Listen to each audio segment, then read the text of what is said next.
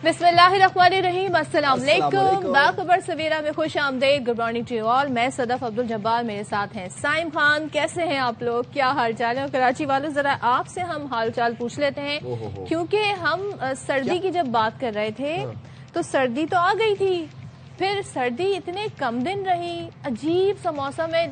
मतलब 2 दिन वो सर्दी रही है, कुछ दिन भी नहीं, 2 दिन रही है। और आप ही देखें उसके बाद अब वो जो ब्लैंकेट हैं, कंबल हैं, ये जो मोटे मोटे कपड़े, उन्हें देख के खौफ सा आ रहा है। भाई मैंने तो किया फूलों वाला कंबल पैक और जाके रख दिया अलमारी में कल रात, क्योंकि कराची में कल रात को कोई 18-19 डिग्री चल रहा था और बाकायदा पंखे ऑन करने पड़े हमें, और हम पंखे ऑन करके रात को सोए। कराची में गर्मी सर्दी है कुछ, भाई समझ नहीं आ रहा कराची में क्या मौसम चल रहा है। लेकिन आपकी तबीयत को क्या मेरी तबीयत, अब जाहिर सी बात है जब गर्म सर्द इंसान होगा तबीयत तो खराब होगी। तो मेरी तबीयत भी खराब है, मेरे साथ और भी बहुत लोगों की तबीयत खराब है, नजला, जुकाम, गला खराब, खांसी और साथ ही साथ बुखार भी, क्योंकि मौसम जो है वो इस्तेहकाम मुस्तहकिम नहीं है। माशाल्लाह, क्या देख रहे फिर, मतलब मौसम जो है वो तगय्युर का शिकार हो रहा है, उसमें इस्तेहकाम नहीं आ रहा है, का शिकार है मौसम। इस्तराब तो खैर not the right word for the मौसम। अच्छा चले, लेकिन हम आपको बता रहे हैं एक्चुअली जो हमने कराची में बचपन में कभी देखा था कि जी हर जगह जो है वो फॉग नजर आती थी। अब कराची में बावजूद इसके कि सर्दी की शिद्दत कम हो गई है, फॉग ही फॉग सुबह सवेरे दिखाई देती है और लोग कह रहे हैं जी हमें प्रॉब्लम हो रही है। यहाँ पर भी हद निगाह का मसला आना शुरू हो गया। मुझे एक बात बताएं, वैसे कराची में फॉग नहीं होती थी? नहीं, उस तरह से नहीं होती थी कि भाई फ्लाइट्स डिले हो जाएं या लोग फ्लाइट ऑपरेशन मुतासिर। अच्छा, लाहौर टू कराची तो वैसे मुतासिर था, कराची टू लाहौर भी कल अच्छी खासी फ्लाइट, 4-4 घंटे लोग एयरपोर्ट पर बैठे रहे, डिलेड फ्लाइट्स थी। और आप ये अगर मनाजिर देखें तो ये कराची के मनाजिर हैं जनाब, ये लाहौर, फैसलाबाद, सियालकोट के नहीं है, ये कराची के हद निगाह ना होने के बराबर। विजिबिलिटी जीरो, डेंस फॉग है कराची के अंदर। पता नहीं ये फॉग आ कहां से रही है। हवाएं तो हम कहते हैं कि कोयटा से आ रही है, लेकिन ये फॉग कहां से आ रही है? ये मंजर आप देखें, इंतहाई खूबसूरत ये मंजर है। और ये कोई हम आपको जहाज से, प्लेन से मंजर नहीं दिखा रहे हैं, ये बाकायदा बिल्डिंग से किसी ने फिल्माया हुआ मंजर है जो इस वक्त आपके सामने दिखा रहे हैं। This is Karachi. कराची में सुबह ऐसा माहौल है, फॉग है, डेंसिटी आपको हर जगह नजर आ रही है और ये मंजर है। ये आई थिंक कोस्ट, हमारा जो सी साइड का एरिया है ना, ये वो वाली जगह है जहाँ पर आप देख रहे हैं ऐसा लग रहा है कि बादल जो है वो नीचे जमीन पर आ गए, बट फॉग। और ये कराची में सुबह सवेरे इस वक्त मंजर होता है। रात का टाइम देख लें आप। लेकिन वैसे मैंने सुना था बहुत सारी बीच में खबरें आती रहती हैं, कोई कह रहा है जी कराची में बारिश हो जाएगी, महकमा मौसमियात की तरफ से थोड़े दिन बाद बारिश हो जाएगी, फिर कहता है 2 दिन के बाद कड़ाके की सर्दी पड़ेगी। भाई कड़ाके की सर्दी तो यहाँ नहीं पड़ती, यहाँ मैक्सिमम टेम्परेचर 5 तो नहीं 6, 7, 8 पे ही रहता है, जो कि हमने 2 दिन देखा। ख्याल है कि हमें महकमा मौसमियात वालों से ये पूछना चाहिए कि आप हमें एक दफा बता दें कि हम सर्दी के कपड़े रख दें वापस या निकाल के रखें, क्या करें? समझ नहीं आ रही कि हुडी पहने या फिर टी शर्ट्स पहन लें, अब क्या करें? अब हम अपना ही शिकायत करते रहेंगे, बिकॉज हम इस शहर में बैठे हैं, हमें पूरे मुल्क के लोगों को मौसम बताना, उन्हें जगाना है, बताना है कि क्या मौसम है। तो मौसम पाकिस्तानियों बहुत औसम जा रहा है इस वक्त, और खास तौर पर हमारे जो बलाई इलाके हैं वहां पर हम जिस तरह का मौसम देख रहे हैं, बर्फबारी है हर जगह पर, बड़े खूबसूरत मनाजिर भी हैं। ये जो मंजर है ये आप देख लें, हमारे गलियात का है, मरी का है, और भी बहुत सारे हमारे इलाके हैं जहां पहाड़ी इलाकों पर कहते हैं ना अभी मजीद भी बर्फबारी मुतवक्के है। और इस हवाले से MDA ने, PDMA ने इस हवाले से अलर्ट भी जारी कर दिया। ये मंजर आप देखें, थोड़ा थोड़ा ग्रीन भी दिख रहा है, थोड़ा थोड़ा व्हाइट भी आपको दिख रहा था, बड़ा अच्छा जी, जो अलर्ट जारी किया गया है PDMA की जानिब से, उसमें ये बताया गया है कि आपने प्लीज गैर जरूरी सफर नहीं करना, गैर जरूरी सफर से गुरेज करें। बहुत ही अगर नागुज़ीर है घर से निकलना, फॉग के औकात कार में तो बिल्कुल ही ट्रैवल ना करें, मोटरवे के सेक्शंस बंद हैं। और ये जो बलाई इलाकों में लोग वेकेशन के लिए जाना चाह रहे हैं, ट्रैवल करना चाह रहे हैं, उनसे दरखास्त है कि प्लीज एहतियाती तदाबीर अपनाएं, अपनी फैमिली, अपने बच्चों की जान को रिस्क में ना डालें। डेंस फॉग भी है और साथ ही साथ हैवी स्नोफॉल भी है बलाई इलाकों में, तो आप लोगों ने बहुत एहतियात करनी है प्लीज। अच्छा, जहां पर हम सिर्फ फॉग की बात कर ही रहे हैं तो कराची में तो फॉग है ही है, लाहौर में और खासतौर पर पूरे पंजाब की अगर हम बात करें, जीरो विजिबिलिटी दिन के टाइम भी और शाम के टाइम भी। सुबह 12 से 3-4 बजे तक जो दोपहर का टाइम है उसमें कुछ फिर नजर आ रहा होता है शहर, लेकिन इसके अलावा डेंस फॉग है, कुछ नजर नहीं आ रहा। اور میں کہتا ہوں حد نگاہ بہت حد نگاہ متاثر ہے. اچھا ہم یہاں پر ذکر کرنا چاہیں گے جی پنجاب اور سندھ کا بالخصوص فوق کے حوالے سے. تو ہمارے نمائندگان ہمارے ساتھ موجود ہیں. جہاں زیب بصیر نے ہمیں جوائن کیا ہے سکھر سے, اور فیصل آباد سے قمر زمان ہمارے نمائندے موجود ہیں. تو سب سے پہلے ذرا آغاز کر لیتے ہیں ہم قمر آپ سے کر لیتے ہیں.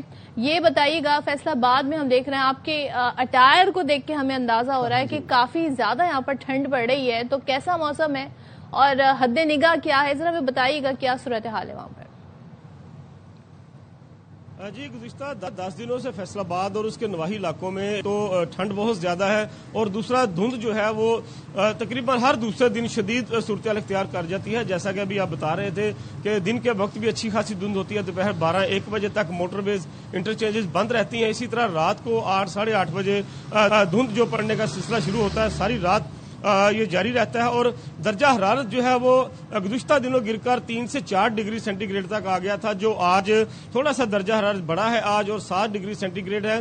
لیکن دھند جو ہے وہ آج الگ صبح بہت زیادہ تھی, جبکہ رات کو گزشتہ رات 8:30-9 بجے دھند کا سلسلہ شروع ہوا تھا اور حد نگاہ تقریباً 0 ہو گئی تھی, جس کی وجہ سے ٹریفک کی آمد و رفت بھی جہاں متاثر ہوتی ہے. اس کے ساتھ ساتھ موٹر ویز کے فیصل آباد کو لگنے والے 4-5 جو انٹرچینجز ہیں, جن میں کمال پور انٹرچینج ہے, ڈپٹی والا, ساہیاں والا, جڑاں والا, تاندلیاں والا, سمندری انٹرچینجز ہیں, جنگ روڈ والا انٹرچینج ہے, وہ موٹر وے مکمل طور پر گاڑیوں کی آمد و رفت کے لیے بند کر دی گئی ہیں. اسی طرح اگر بات کی جائے یہاں پر جو ٹرین سروس ہے, تو وہ ٹرین سروس بھی اس کی وجہ سے شدید متاثر ہو رہی ہے. کراچی سے آ کر پنڈی اور لاہور جانے والی, اور لاہور اور پنڈی سے فیصل آباد سے ہو کر کراچی جانے والی ٹرینز جو ہیں وہ 2 سے 8 گھنٹے تک جو ہے وہ تاخیر کا شکار ہو رہی ہیں. گزشتہ روز بھی جو ہے وہ پاکستان ایکسپریس جو ہے, جس کا ٹائم جو ہے صبح 9 بجے کے قریب ہے, وہ شام کو 6 بجے کے قریب جو فیصل آباد سے روانہ ہوئی تھی کراچی سے پنڈی کے لیے. تو اسی طرح دیگر ٹرینیں جو ہیں وہ بھی متاثر ہو رہی ہیں. آج بھی فیصل آباد میں صبح کے اوقات میں شدید دھند تھی, جو اب آہستہ آہستہ اب اس میں کمی ہو رہی ہے, دھند رہی ہے, لیکن ابھی تک موٹر وے جو ہے وہ گاڑیوں کی آمد و رفت کے لیے ابھی تک بند ہے. جی اچھا ٹھیک ہے, چلے ہم ذرا پھر رخ کر لیتے ہیں. ہمارے ساتھ موجود ہیں سکھر سے جہاں زیب بصیر. جہاں زیب آپ بتائیے گا اس وقت کہاں پر موجود ہیں, موسم کیسا دیکھ رہے ہیں, کیا پارا ہے اس وقت سکھر میں, اور شہری متاثر ہو رہے ہیں دھند سے؟ جی بالکل, یہ تو شکر ہے اللہ کا کہ چند روز ہوئے کہ دھند کچھ بہتر ہوئی ہے, لیکن 2 سے 3 روز قبل جس طرح دھند تھی اور جو سردی تھی نا, سکھر کے شہری جو ہے شدید متاثر نظر آتے تھے. دن کے اوقات میں, رات کے اوقات میں ویزیبلٹی بالکل 0 تھی. یہی صورتحال موٹر وے پر تھی, قومی شاہراہ پر بھی تھی. آج جو ہے موسم اس وقت محکمہ موسمیات کے مطابق جو ہے قدرے بہتر بتایا جا رہا ہے. آج 12 ٹیمپریچر جو ہے وہ ریکارڈ کیا جا رہا ہے, لیکن ابھی بھی شدید سردی محسوس کی جا سکتی ہے. جو ٹھنڈی ہوائیں چل رہی ہیں نا, وہ جو ہے جب محسوس کی جا رہی تو لگ پتہ جا رہی تھی شدید ٹھنڈی ہوائیں. حالانکہ میں نے بہت ہی موٹا سا جو ہے جمپر پہنا ہے, لیکن جس جگہ میں موجود ہوں یہاں پر شدید ٹھنڈی ہوائیں چل رہی ہیں. اس وقت میں موجود ہوں دریا سندھ کے کنارے پر, اور یہاں پر شدید سردی ہے. یہاں کے سکھر کے شہری ہیں وہ بھی سردی سے کافی متاثر نظر آتے ہیں. اور دھند کا تو ابھی اس وقت یہ عالم ہے کہ اس وقت تو سورج نکل آیا, لیکن جب ہم یہاں پر کھڑے ہوئے تھے تو اس وقت دھند اچھی خاصی تھی. جو شہری ہیں وہ اپنی بائکس جو ہے حادثات سے بچنے کے لیے, گاڑیاں جو ہیں حادثات سے بچنے کے لیے لائٹ آن کر کے چلا رہے تھے تاکہ خدا نہ خاصا کوئی حادثہ پیش نہ آئے. چند روز پہلے سکھر میں یہ صورتحال تھی کہ جو دن کے اوقات تھے یا شام کے اوقات تھے تو شہری جو ہے اپنے گھروں سے باہر نہیں نکل پا رہے تھے. سکھر جو ہے یہ ایک گرم علاقہ ہے, لیکن اس دفعہ یہاں پر جو شدید ٹھنڈ پڑی ہے جس کی وجہ سے سکھر کے جو شہری ہیں وہ بھی کافی متاثر نظر آئے. اور جب شہریوں سے بات ہوئی ان کا کہنا یہ تھا کہ اتنی سردی جو ہے ہم نے پہلے کبھی محسوس نہیں کی جو اس دفعہ ہمیں محسوس کی جا رہی ہے. چند روز سے موسم کچھ بہتر ہے تو سکھر کے جو شہریوں کے معاملات زندگی وہ بھی اس وقت معمول پر آ چکے ہیں, لیکن جو دیہی علاقے ہیں وہاں پر ابھی بھی صورتحال ہے. اگر ہم گھوٹکی کی بات کر لیں, میرپور ماتھولو کی بات کر لیں, لاڑکانہ کی بات کریں, خیرپور کی بات کریں, شکارپور کی بات کریں, تو وہاں پر دیہی علاقے ہیں, وہاں پر گرینری زیادہ ہے, زمینیں ہیں وہاں پر, جس کی وجہ سے وہاں پر جو شدید دھند ہے ابھی بھی وہاں پر ہمیں نظر آتی ہے. لیکن جو شہری علاقے ہیں وہاں پر حد نگاہ کچھ بہتر ہو چکی ہے, لیکن ابھی بھی یعنی کہ یہ جو دھند ہے یہ آپ سکھر میں, کیونکہ ہمیں لگتا ہے جی کہ سندھ کے جو اور علاقے ہیں وہاں پر زیادہ شدید سردی پڑتی ہے, جیسے لاڑکانہ کی بات کریں تو دھند کا فیکٹر جی سکھر والوں کے لیے بھی ایک طرح سے نیا ہے, جیسے کراچی والوں کے لیے ناٹ نیا بٹ کافی عرصے بعد ہم اسے وٹنس کریں. تھینک یو سو مچ آپ کا جہاں زیب, تھینک یو سو مچ. ہمارا قمر ہمارے ساتھ تھے. اور جناب آپ لوگوں سے اب یہی درخواست ہے کہ اگر آپ لوگوں کا ٹریول کرنا بہت ہی ناگزیر ہے تو سپیڈ لمٹ خدا را کنٹرول میں رکھیں، فاگ لائٹس کا استعمال کریں اور ڈسٹینس رکھ کے اپنی گاڑی چلائیں، کیونکہ دیکھیں شاید آپ کو اس روڈ کا پتا ہو لیکن آپ سے آگے بندہ ڈرائیو کر رہا ہے اس کو سڑک کا نہ اندازہ ہو، یا وہ پہلی دفعہ اس موٹر وے کے سیکشن پہ چڑھا ہو، یا پہلی دفعہ وہ رنگ روڈ چڑھا ہو، تو اپنی احتیاط آپ نے خود ہی کرنی ہے، اپنی اور اپنی فیملی کی جان جو ہے اس کی حفاظت آپ نے خود ہی کرنی ہے۔ موسم جو ہے اب تو بہت آسان ہو گیا ہے تمام تر انفارمیشن کے بارے میں جاننا، تو آپ کے پاس وہ ایمرجنسی نمبرز ہونے چاہیے جن علاقوں میں آپ ٹریول کر رہے ہیں، وہاں کے ایمرجنسی نمبر ہونے چاہیے، اور کوشش کریں جو موٹر وے پولیس ہے جو ان کی طرف سے بھی انسٹرکشنز دی گئی ہیں اس کو بھی فالو کریں، کیونکہ رولز جو ہیں وہ موسم کے حساب سے بھی اکثر و بیشتر speed limit some times change ہوتی رہتی ہیں، تو اس چیز کا ذرا خاص آپ لوگوں نے خیال رکھنا ہے۔ بچے بڑے خوش ہیں جی، وہ کہتے ہیں 9 بجے ہمارا ٹائم ہو گیا، بچے خوش اور واپسی ہماری 2 بجے ہوتی ہے، لیکن جو پیرنٹس ہیں نا آپ ان سے پوچھیں کہ ان کے بارے میں جی ماں باپ کیا سوچ رہے ہیں جی کہ ہمیں تو آفس جانا ہے، ہمارے ٹائمنگ سے چینج نہیں ہوئے ہیں تو اب کیا کریں، تو یہ ذرا سا، لیکن ٹھیک ہے بچوں کی خاطر وہ ہر قربانی دینے کو ماں باپ تیار ہو جاتے ہیں۔ چلے جی اب ہم ذرا آپ کا موڈ چینج کرتے ہیں، موسم کے حال سے اب نکلتے ہیں۔ موسم کے حال میں ہی ہیں ابھی ہم آپ کو پہلے گلگت لے کے چلتے ہیں۔ گلگت میں آپ کو ذرا حسین نظارے دکھاتے ہیں، جہاں پر ہم سردی اور ٹھنڈ کی بات کر رہے ہیں تو وہاں پر گلگت اور چترال کی بات نہ ہو، اور چترال کی برف باری کی بات نہ ہو، اور ان خوبصورت لیکس کی بات نہ ہو، ایسا کیسے ہو سکتا ہے؟ تو یہ برف پگھلنا کیوں شروع ہو گئی؟ ابھی تو موسم یہ تو ٹھنڈا مسائل ہے نا۔ اب وہاں پر گلگت بلتستان کے نواحی علاقہ ہے گونچے، وہاں پر ہر طرف برف جمی ہوئی ہے جی، اور سرد موسم ان لوگوں کے لیے کسی کڑے امتحان سے کم نہیں ہے۔ اچھا، بجلی یہاں پر معطل ہو چکی ہے، اور ساتھ ہی ساتھ جو رابطہ سڑکیں ہیں وہ اس علاقے میں وہ پوری برف سے ڈھک چکی ہیں۔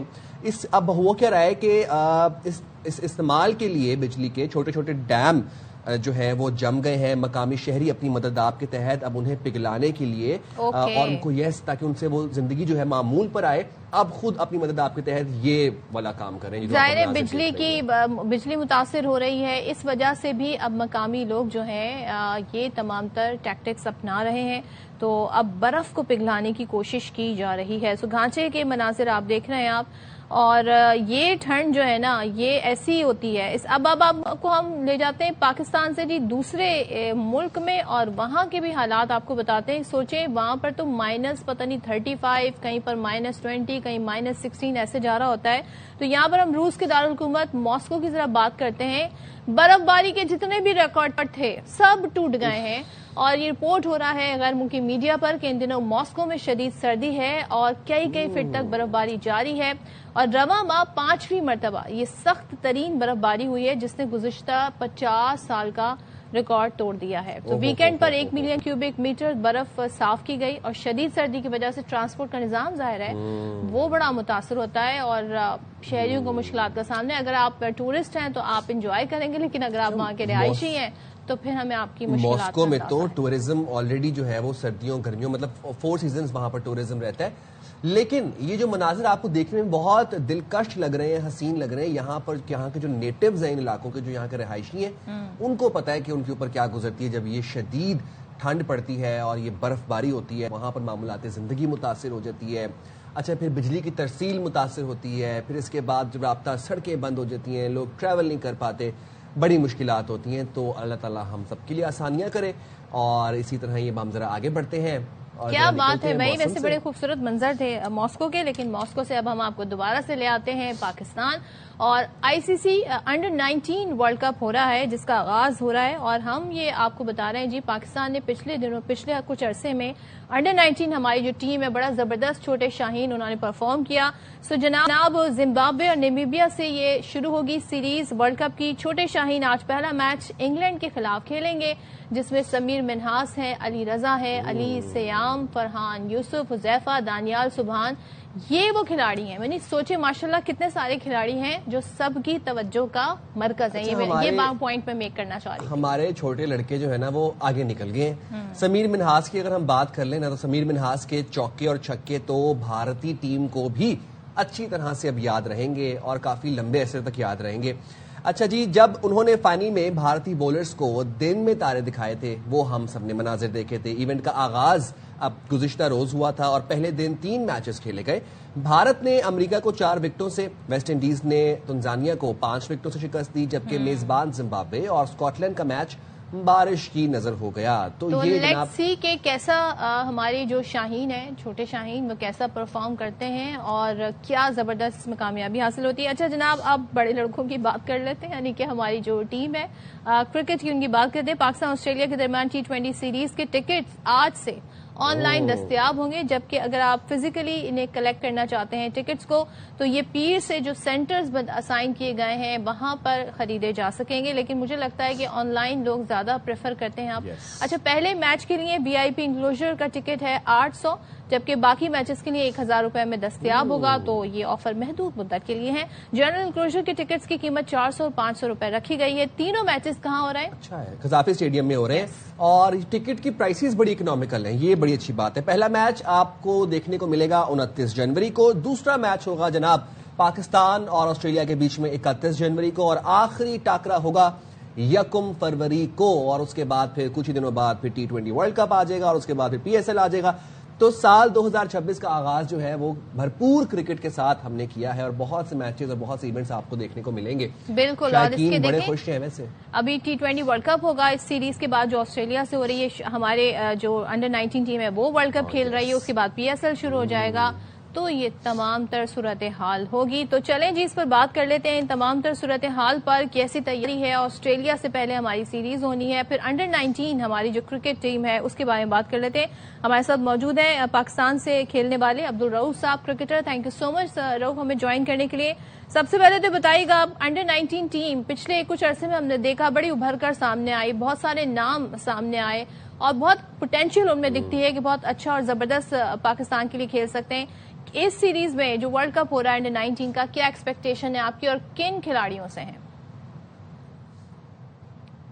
جی بالکل، بہت ہی پاکستان کی جو انڈر-19 ٹیم ہے اس نے اور جو رائزنگ سٹار ہے انہوں نے بڑی آؤٹ اسٹینڈنگ پرفارمنس کا مظاہرہ کیا تھا جو لاسٹ 1-2 ماہ سے، اور اس پہ جو جونیئر ایشیا کپ ہے وہ بھی پاکستان جیتا تھا. تو یہ جو ورلڈ کپ ہے اس میں بھی پاکستان سے بہت زیادہ ایکسپیکٹیشن ہے، کیونکہ 3-4 اچھی ٹیمیں اس پہ، آپ کا آسٹریلیا کے ساتھ اچھا میچ ہوگا، آپ کا انگلینڈ کے ساتھ اچھا میچ ہوگا، پھر اس کے علاوہ آپ انڈیا کی ٹیم اسٹرانگ ٹیم ہے، بنگلہ دیش اور افغانستان کی ٹیم ہمیشہ اسٹرانگ ٹیمیں رہتی ہیں.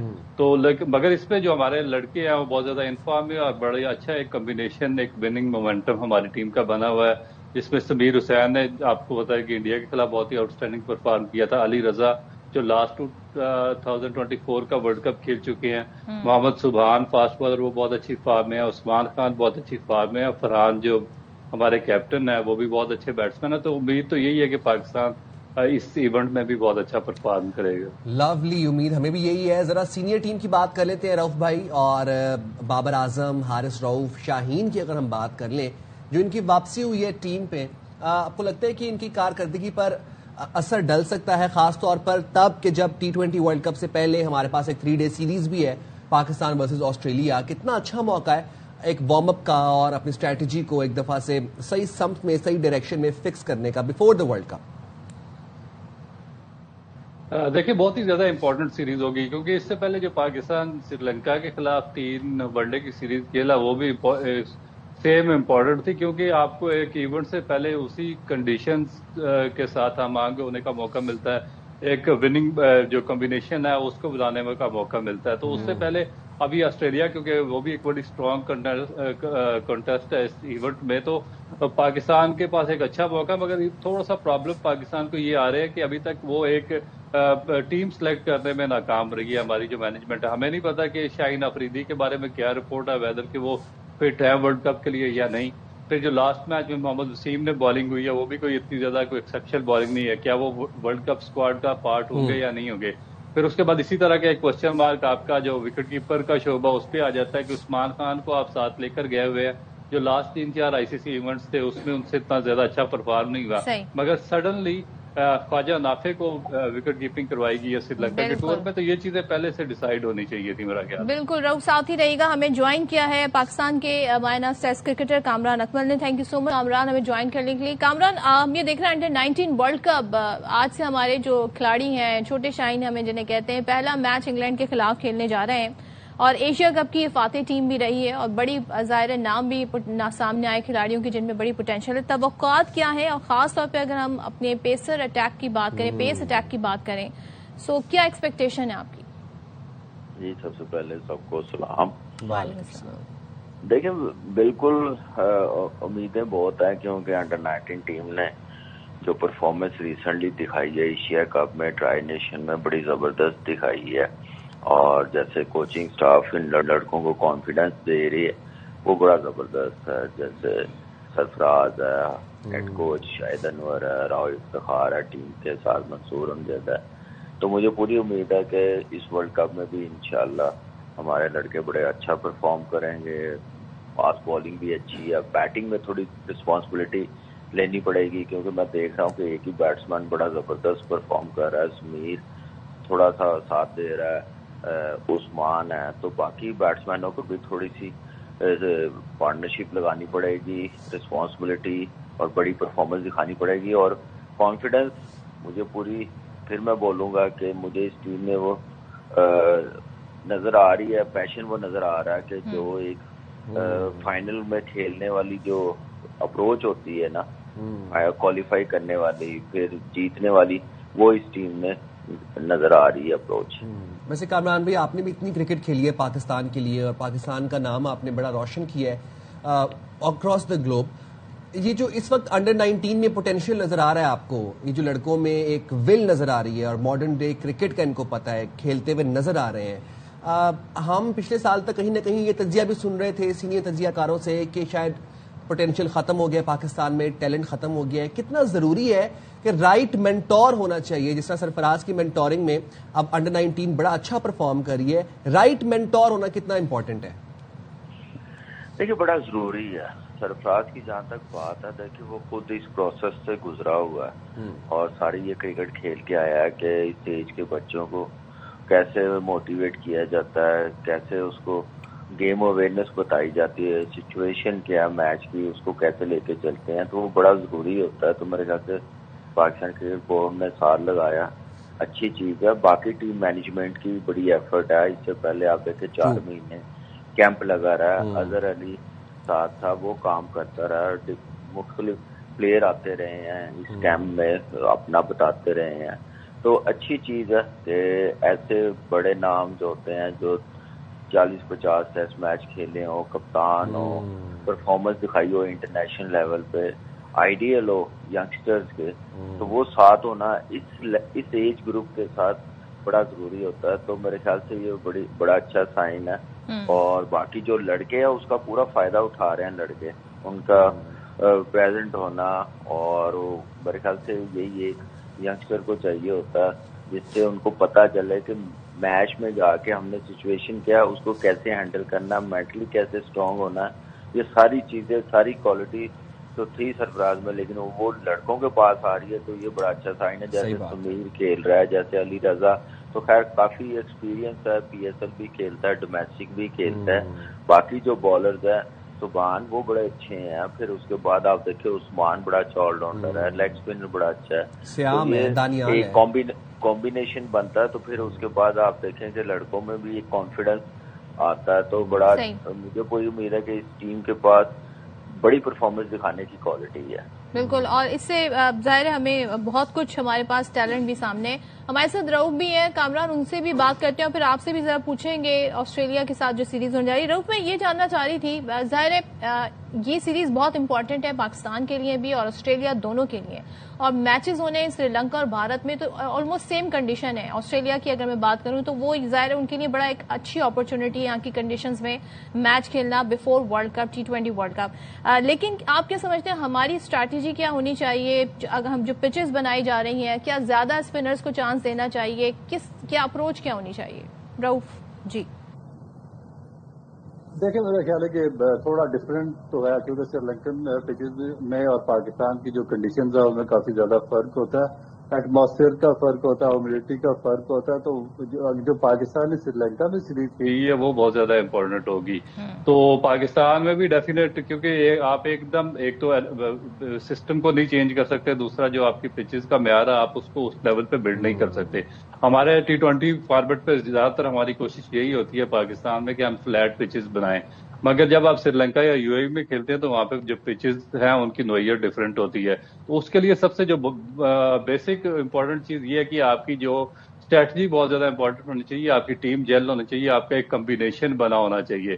جب تک آپ کا ایک مومنٹم اور کمبینیشن نہیں بنے گا اس وقت تک آپ سری لنکا میں بڑا مشکل ہے رزلٹ پروڈیوس کرنا.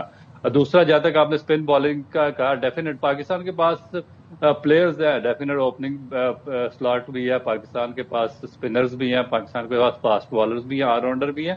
مگر ابھی تک جو ہمارا پرابلم نظر آیا وہ پک اینڈ چوز کا ہے، right player for the right format اور رائٹ پلیس. یہ بہت بڑا ایک پرابلم ہے جس کو جب تک اگر آپ سارٹ آؤٹ نہیں کریں گے اس وقت تک بڑا ایونٹ جیتنا بہت زیادہ مشکل ہوگا. اب میں اس کی ایگزامپل یہ دیتا ہوں کہ آپ دیکھیں، آپ کے پاس ابرار ہے، آپ کے پاس طارق ہے، عثمان طارق ہے، آپ کے پاس نواز ہے، آپ کے پاس شاداب ہے، مگر ہماری جو وہاں پہ مینجمنٹ ہے اس کو ایگزیکٹلی پتا ہونا چاہیے کہ ہم نے کون سی پچ پہ کس بالر کو اور کس کمبینیشن کے ساتھ کھیلنا ہے، اور ہمارا ورلڈ کپ میں جو اسپن بالنگ اسکواڈ ہے وہ کون سا ہونا چاہیے. یہ نہیں کہ آپ پورا سال کیری کرتے رہے. جس طرح ایشیا کپ کا فائنل ہوا تو آپ نے نواز سے ایک اوور بھی وہاں پہ نہیں کروایا 2 میچز میں انڈیا کے خلاف. تو اس طریقے سے جب آپ اسٹریٹجی بناتے ہیں تو وہ ٹیم کے لیے نقصان دہ ہوتی ہے. پھر اسی طرح فاسٹ بالرز کا ہمیں نہیں پتا ہے کہ شاہین افریدی کا جو انجری کی نوعیت ہے وہ کیا آیا، وہ ورلڈ کپ کھیلیں گے یا نہیں کھیلیں گے، کیونکہ اس سے پہلے جتنی بھی سیریز ہوئی ہے اس میں جو شاہین افریدی ہے وہ آپ کے میجر پریمیئر بالر رہے ہیں. تو یہ تھوڑا سا پرابلم ہے ان کو، جو کہ ان کو سارٹ آؤٹ کرنا پڑے گا. کامران، تو پھر آپ ایسے اس پہ کیا تبصرہ کریں گے؟ اب شاہین کے بارے میں کیا اندازہ لگایا جا سکتا ہے وہ فٹ ہو جائے؟ بڑا امپورٹنٹ ہے ان کا ورلڈ کپ میں شامل ہونا. دوسرے بگ بیش سے بھی ابھی ہم نے دیکھا بابر، حارث، اب یہ بھی ٹیم کا حصہ ہوں گے. تو کیا آپ مشورہ دیں گے اس وقت ٹیم کو ایٹ دس اسٹیج؟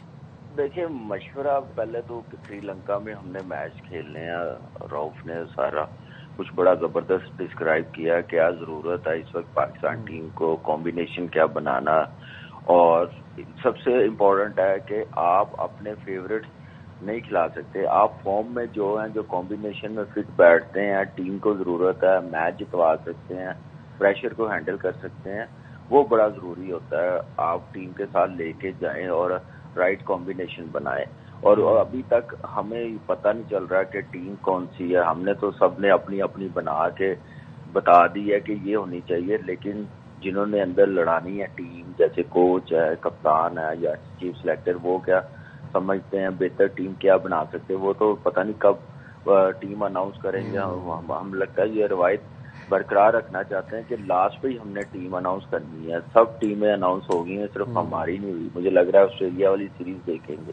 تو یہ بڑا ضروری ہے اس وقت، کیونکہ یہ اب ہم نے ایک وینیو پہ کھیلنا ہے. ہم نے کیسی ٹیم بنانی ہے، کیسی کھلانی ہے، وہ ساری چیزیں میرے خیال سے اب 1 مہینہ پہلے، 2 مہینے پہلے ہم سامنے آ جانی چاہیے تھی. سری لنکا کے خلاف وہ ٹیم پوری جو ورلڈ کپ کی ہے وہ کھیلنی چاہیے تھی. اب 3 میچز ہیں ورلڈ کپ سے پہلے آسٹریلیا کے ساتھ، وہ کیا فائنل ٹیم کھلائیں گے کہ اس میں بھی ایکسپیریمنٹ چلیں گے؟ یہ بڑا اچھا پوائنٹ ہے. اس کو کھلائیں، لڑکے تیار کریں. اب ٹائم نہیں ہے، ورلڈ کپ کے بعد کر لینا. ٹائم بالکل نہیں ہے. کامران بھائی، آپ کی موجودگی کا فائدہ اٹھاتے ہوئے ابھی بگ بیش کا ذکر ہوا ہے، بگ بیش میں رضوان کو ریٹائرڈ آؤٹ کرنے پہ آپ کا کیا کہنا ہے؟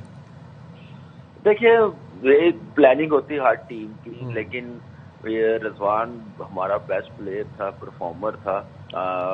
مجھے آنیسٹلی بتاؤں، مجھے اچھا بالکل نہیں لگا، لیکن انہوں نے میچ بھی جیتنا تھا اس لیے کرنا پڑا. اس سے پہلے بھی بگ بیش میں کافی پلیئروں کو واپس بلایا گیا اسکور تیز کرنا. تو تھوڑا سا رضوان یا ہمارے جتنے پلیئرز ہیں ان کو اب سمجھ آ جانی چاہیے کہ ماڈرن ڈے کی کرکٹ بڑی فاسٹ ہو گئی ہوئی ہے. ہم نے کیسے اپنے آپ کو ڈیولپ کرنا تھا، یہ کام ان کو 3 سال پہلے، 2 سال پہلے کر لینا چاہیے تھا کہ آنے والا ٹائم ایسا ہے. تو جب تک ہم لوگ پاکستان کے جو ہمارے مین پلیئرز ہیں یہ لیگ کرکٹ کو کمپیٹ نہیں کریں گے تو پھر ہم بڑی ٹیموں کو کیسے کمپیٹ کریں گے؟ پہلے کی پلیئر ہمارے نظر آنے چاہیے. یہ وہ پلیئرز ہیں جو ریگولر کھیلتے آ رہے ہیں، جنہوں نے 100 کیے ہوئے T20 میں. تو آسٹریلیا میں جا کے ہمیں پتہ چلنا چاہیے تھا. اس وقت ٹھیک ہے اس کی فارم نہیں ہے، اسٹل میں سمجھتا ہوں اس میں اتنا ٹیلنٹ ہے، اتنی کرکٹ ہے کہ وہ دنیا میں کہیں پہ بھی جا کے پرفارم کر سکتا ہے. بس فارم کی وجہ سے इस वक्त वो फंसा हुआ है। हर खिलाड़ी को अपने आप को इवॉल्व करना बहुत जरूरी है। Thank you so much Kamran Akbar, thank you so much Abdul Rauf हमारे साथ। और भाई सबकी ये राय है कि मॉडर्न डे क्रिकेट को अडॉप्ट करना चाहिए और जितनी जल्दी उतना ही बेहतर है। लेट्स सी हमारे शाहीन, छोटे शाहीन कैसा परफॉर्म करते हैं और फिर जो ऑस्ट्रेलिया से सीरीज होने जा रही है उसमें क्या होता है। हम जाएंगे छोटी सी ब्रेक पे, फिलहाल ब्रेक से वापस आएंगे मजेदार स्टोरीज और सेगमेंट्स लिए। आप हमारे साथ मुझे लगा मजे की दाल खाएंगे। ब्रेक के बाद आते हैं।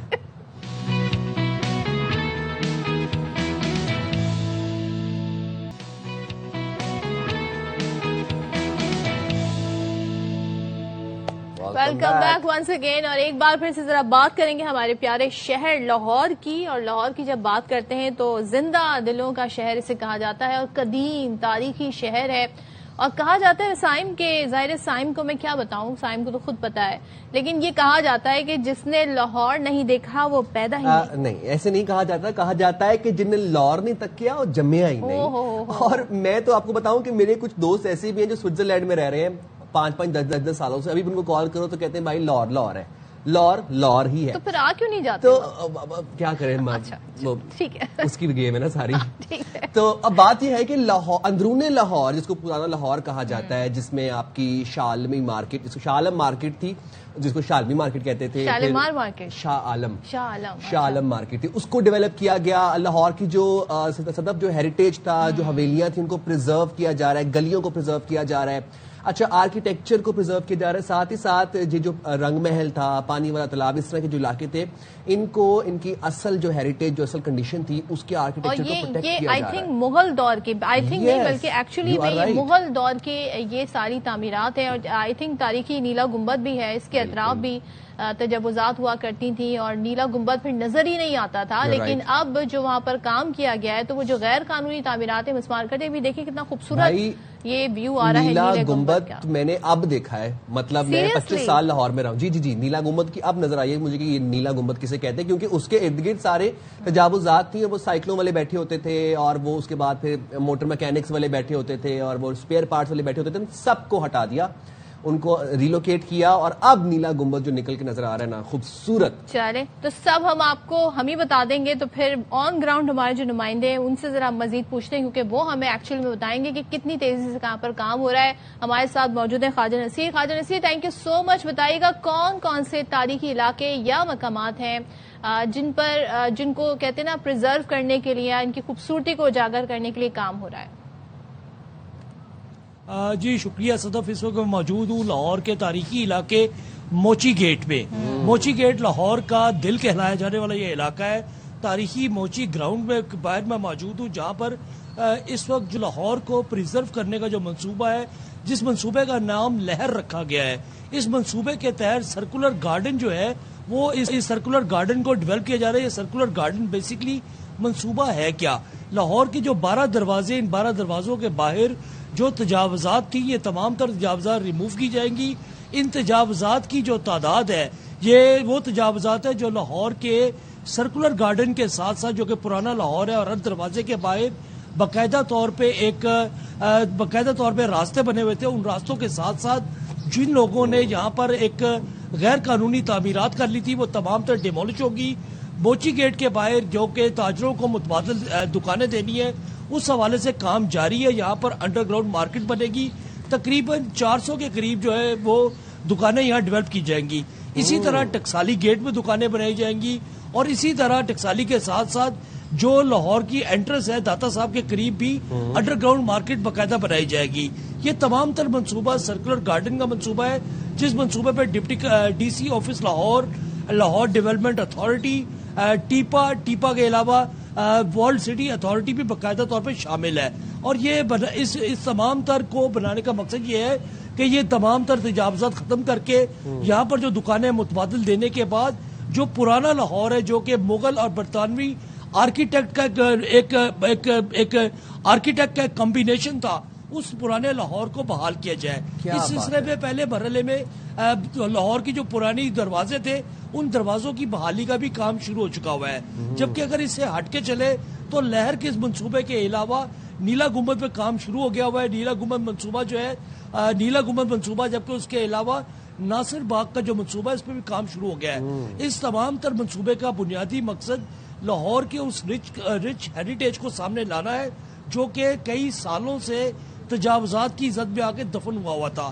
اس وقت یہ کام جو ہے اس کا اندازہ یہ لگایا جا رہا ہے یہ کام آئندہ 2 سال میں مکمل کر لیا جائے گا. جی ٹھیک ہے، بہت شکریہ. ہمارے ساتھ ہی موجود رہیے گا. ہمیں جوائن کیا ہے D G world city Lahore authority Najam al-Saqib صاحب نے. بہت شکریہ نجم الثاقب صاحب، آپ نے باخبر سویرا کے لیے وقت نکالا. یہ جو اندرون لاہور کی اصل شناخت کی بحالی کا مشن ہے جس میں لاہور کے 12 دروازوں کے سامنے سے تجاوزات ہٹائے جا رہے ہیں، لوہاری، ٹکسالی، بھاٹی، روشنائی گیٹ، دلی گیٹ، کشمیری گیٹ، ان کو تمام اطراف سے تجاوزات ہٹائے گئے. پھر شالمی مارکیٹ کی ڈیولپمنٹ، اس کے بعد نیلا گنبد کی ڈیولپمنٹ. کتنا ایک تو ٹائم لگے گا اس تمام تر پروجیکٹ کو کمپلیٹ ہونے میں، اور آپ مجھے ذرا بتائیے گا یہ آئیڈیا کہاں سے آیا اور کس کا آئیڈیا تھا یہ بیسیکلی لاہور کے ہیریٹیج کو پرزرو کرنے کا؟ تھینک یو ویری مچ کہ آپ نے مجھے ٹائم دیا کہ میں تمام آپ کی باتوں کو جواب دے سکوں اور اس پہ روشنی ڈال سکوں.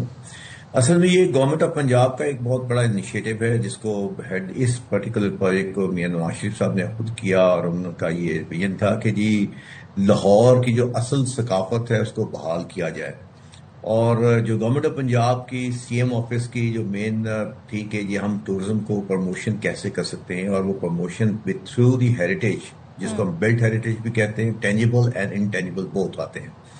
اگر آپ دیکھیں جیسے آپ نے خود بتایا کہ جی تمام ایریاز میں تجاوزات اور اس کے اوپر اوور دا ٹائم پیریڈ بہت ساری ایسی بلڈنگیں، ایسی چیزیں بن گئی تھیں جس کے ساتھ آپ کا اپنا ثقافت جو ہے آہستہ آہستہ ختم ہوتی جا رہی تھی. اس میں سے واضح ایگزامپل، سب سے بڑی ایگزامپل جو ہے وہ آپ کی نیلا گنبد کی ہے. لوگ جانتے تھے، کہتے تھے کہ ہم نیلا گنبد جا رہے ہیں، نیلا گنبد جا رہے ہیں، لیکن کسی کو یہ نہیں معلوم ہوتا تھا نیلا گنبد ہے کیا اور ہے کہاں پر. سو الٹیمیٹلی جب ہم نے اس کی سیٹلائٹ امیجز سے میں نے اس کو اسٹڈی کیا اور اس کے ہم ڈرون امیجز بنائے، تو اس کے بعد پھر تھرو دا کمپیوٹر اینیمیشن بھی ڈیولپ دیٹ ون کہ جی اگر یہ دکانوں کو اور ان کو ختم کر دیا جائے، اور let the government take a very bold step کہ جی کیا یہ ہم 62 شاپس اور گھر تھے جس کو ختم کرنے کر رہے ہیں، اگر گورنمنٹ اس کو ایکسیپٹ کر لے تو یہ بہت بڑا ایک اوپن اسپیس کریٹ ہو جاتی ہے with in the whole concrete جنگل میں جو وہاں بن چکا تھا. اور اس ایریا میں جو سب سے بڑی پرابلم بنتی جا رہی تھی وہ یہ تھی کہ کوئی بھی جو انارکلی ایک بہت بڑا بازار ہوا کرتا تھا، سب لوگ جایا کرتے تھے، اب وہ آہستہ آہستہ وہ بازار کی رونقیں بھی ماند پڑتی جا رہی تھی. مین وجہ یہ تھی کہ اس کی پارکنگ ایریا کوئی نہیں تھا. سو وی ڈیزائنڈ اے کانسیپٹ جس کے تحت انڈر گراؤنڈ پارکنگ بنا دی جائے، اور جہاں سے جو شاپس ڈسلوج ہو رہی ہیں ساروں کو ہم انڈر گراؤنڈ دکانیں بھی دے دی جائیں گی، تاکہ بزنس لاس جو ہے وہ ان کو ہم لوگوں نے گورنمنٹ آف پنجاب ان کو پیسے دیے، اور اب الٹیمیٹلی جب یہ پلازا بن جائے گا انڈر گراؤنڈ تو ان کو وہاں شاپس بھی دے دی جائیں گی. تو اب یہ جو جگہ ہے اگر آپ غور کریں جیسے پلان میں نظر آ رہا ہے کہ نیلا گنبد کے ارد گرد اوپن اسپیس کریٹ ہو جائے گی، اور اس پلازا کے اوپر بھی سٹنگ اسپیس بن جائے گی.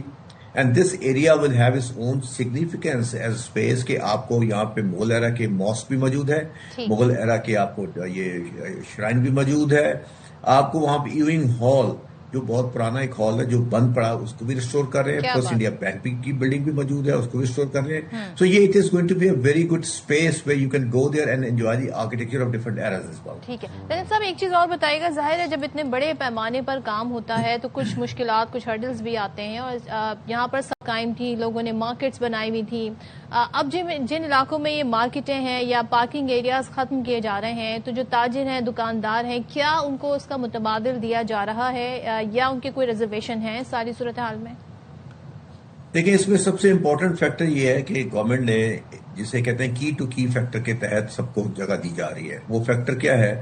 جیسے سرکولر گارڈن میں کوئی 2200 کے قریب دکانیں، ان تمام کو اکوموڈیٹ کیا جا رہا ہے انڈر گراؤنڈ پارکنگ پلازاز کے اندر بھی.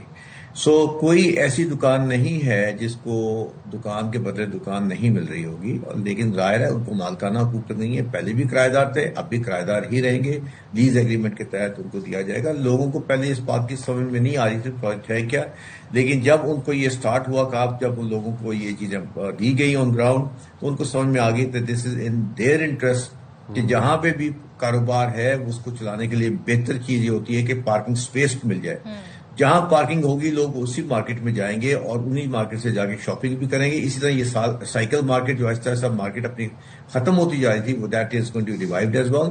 اسی طرح سرکولر گارڈن میں جو دکانیں ہیں جس میں اینکوں کی ایک مارکیٹ ہے، اس میں فارماسیوٹیکل مارکیٹ ہے، اس میں پلاسٹک مارکیٹ ہے. یہ تمام مارکیٹوں کو ایک سپیسز مل جائیں گی, ان کے انڈر گراؤنڈ پارکنگ مل جائیں گی, لوڈنگ ان لوڈنگ بھی آرام سے ہو سکے گا. اور we personally believe these projects are going to give a very good socio-economic boost to these businesses for the local community as well and the other businesses as well. نجم صاحب ایک بات بتائیے گا, جس طرح آپ نے انارکلی بازار کا ذکر کیا, انارکلی تھا, پھر ہمارے پاس شالمی مارکیٹ تھی, پھر اس کے بعد وہ رنگ محل تھا ہمارے پاس. یہاں پر کچھ ٹریفک کے مسائل بہت زیادہ تھے آبویسلی, کیونکہ تجاوزات بہت زیادہ تھیں. اچھا, ساتھ ہی ساتھ یہاں پر کچھ تاریخی عمارتیں بھی تھیں, کچھ نہیں متعدد تاریخی عمارتیں تھیں. کیا ان عمارتوں کو بھی پریزرو کیا جا رہا ہے ان کی اصل حالت میں؟ جی, اصل میں تھوڑا سا خالی یہ دکانوں کو ڈسلوجنگ اور ان کی انڈر گراؤنڈ پارکنگ ہی نہیں, یہ میجر پروجیکٹ ہے. اس کے تحت first time ever world city کے اندر تمام تاریں جو ہیں وہ انڈر گراؤنڈ ہو رہی ہیں, آپٹک فائبر سسٹم بچھایا جا رہا ہے, سیوریج سسٹم نیا آ رہا ہے, اوپن نالیاں ختم ہو جائیں گی, اور ساتھ ساتھ تقریباً 2200 سے 2300 بلڈنگیں ایسی جو کہ ہیریٹیج بلڈنگز ہیں, رچ آرکیٹیکچر میرٹ کے اوپر ہیں, ان کی پرزرویشن بھی کی جا رہی ہے. تمام اسٹریٹ سرفیسنگ نہیں ہو رہی ہے. بہت امپورٹنٹ بلڈنگ جو کہ اس میں بند پڑی ہیں اور کسی چیز گرنے کا انتظار کر رہی تھی, ان کو پرزرو کر کے ہم ان کو پرزرو کر لیں گے, because we consider these as a building assets. جیسے پانی والا تالاب ہے, رنگ محل اسکول جو ہے بڑا پرانا اسکول ہے, اس طرح نونیال سنگھ کی حویلی ہے جس کو وکٹوریہ اسکول کہا جاتا ہے. یہ تمام وہ پرماننٹ بلڈنگز ہیں جو کہ ریسٹور ہوں گی انڈر دس پروگرام. ٹھیک ہے, تھینک یو سو مچ نجم ثاقب صاحب, بہت شکریہ. اور زبردست طریقے سے جی سارا پلان ترتیب دیا گیا ہے. لیٹس سی کہ جب کمپلیٹ ہوتا ہے تو کیا اندرون لاہور کی شکل نکل کر آتی ہے, اور ظاہر ہے لاہوری بہتر بتا سکتے ہیں کہ آپ کی کیا ہو. آپ مجھے یہ بات بتائیں کہ جب یہ منصوبہ مکمل ہو جائے گا, کیا تب آپ فائنلی جائیں گی دیکھنے کے لیے؟ انشاءاللہ. وعدہ؟ بس ٹھیک ہے, چلیں جی یہاں پر چھوٹا سا بریک لیتے ہیں, اور اس بریک کے بعد واپس آتے ہیں.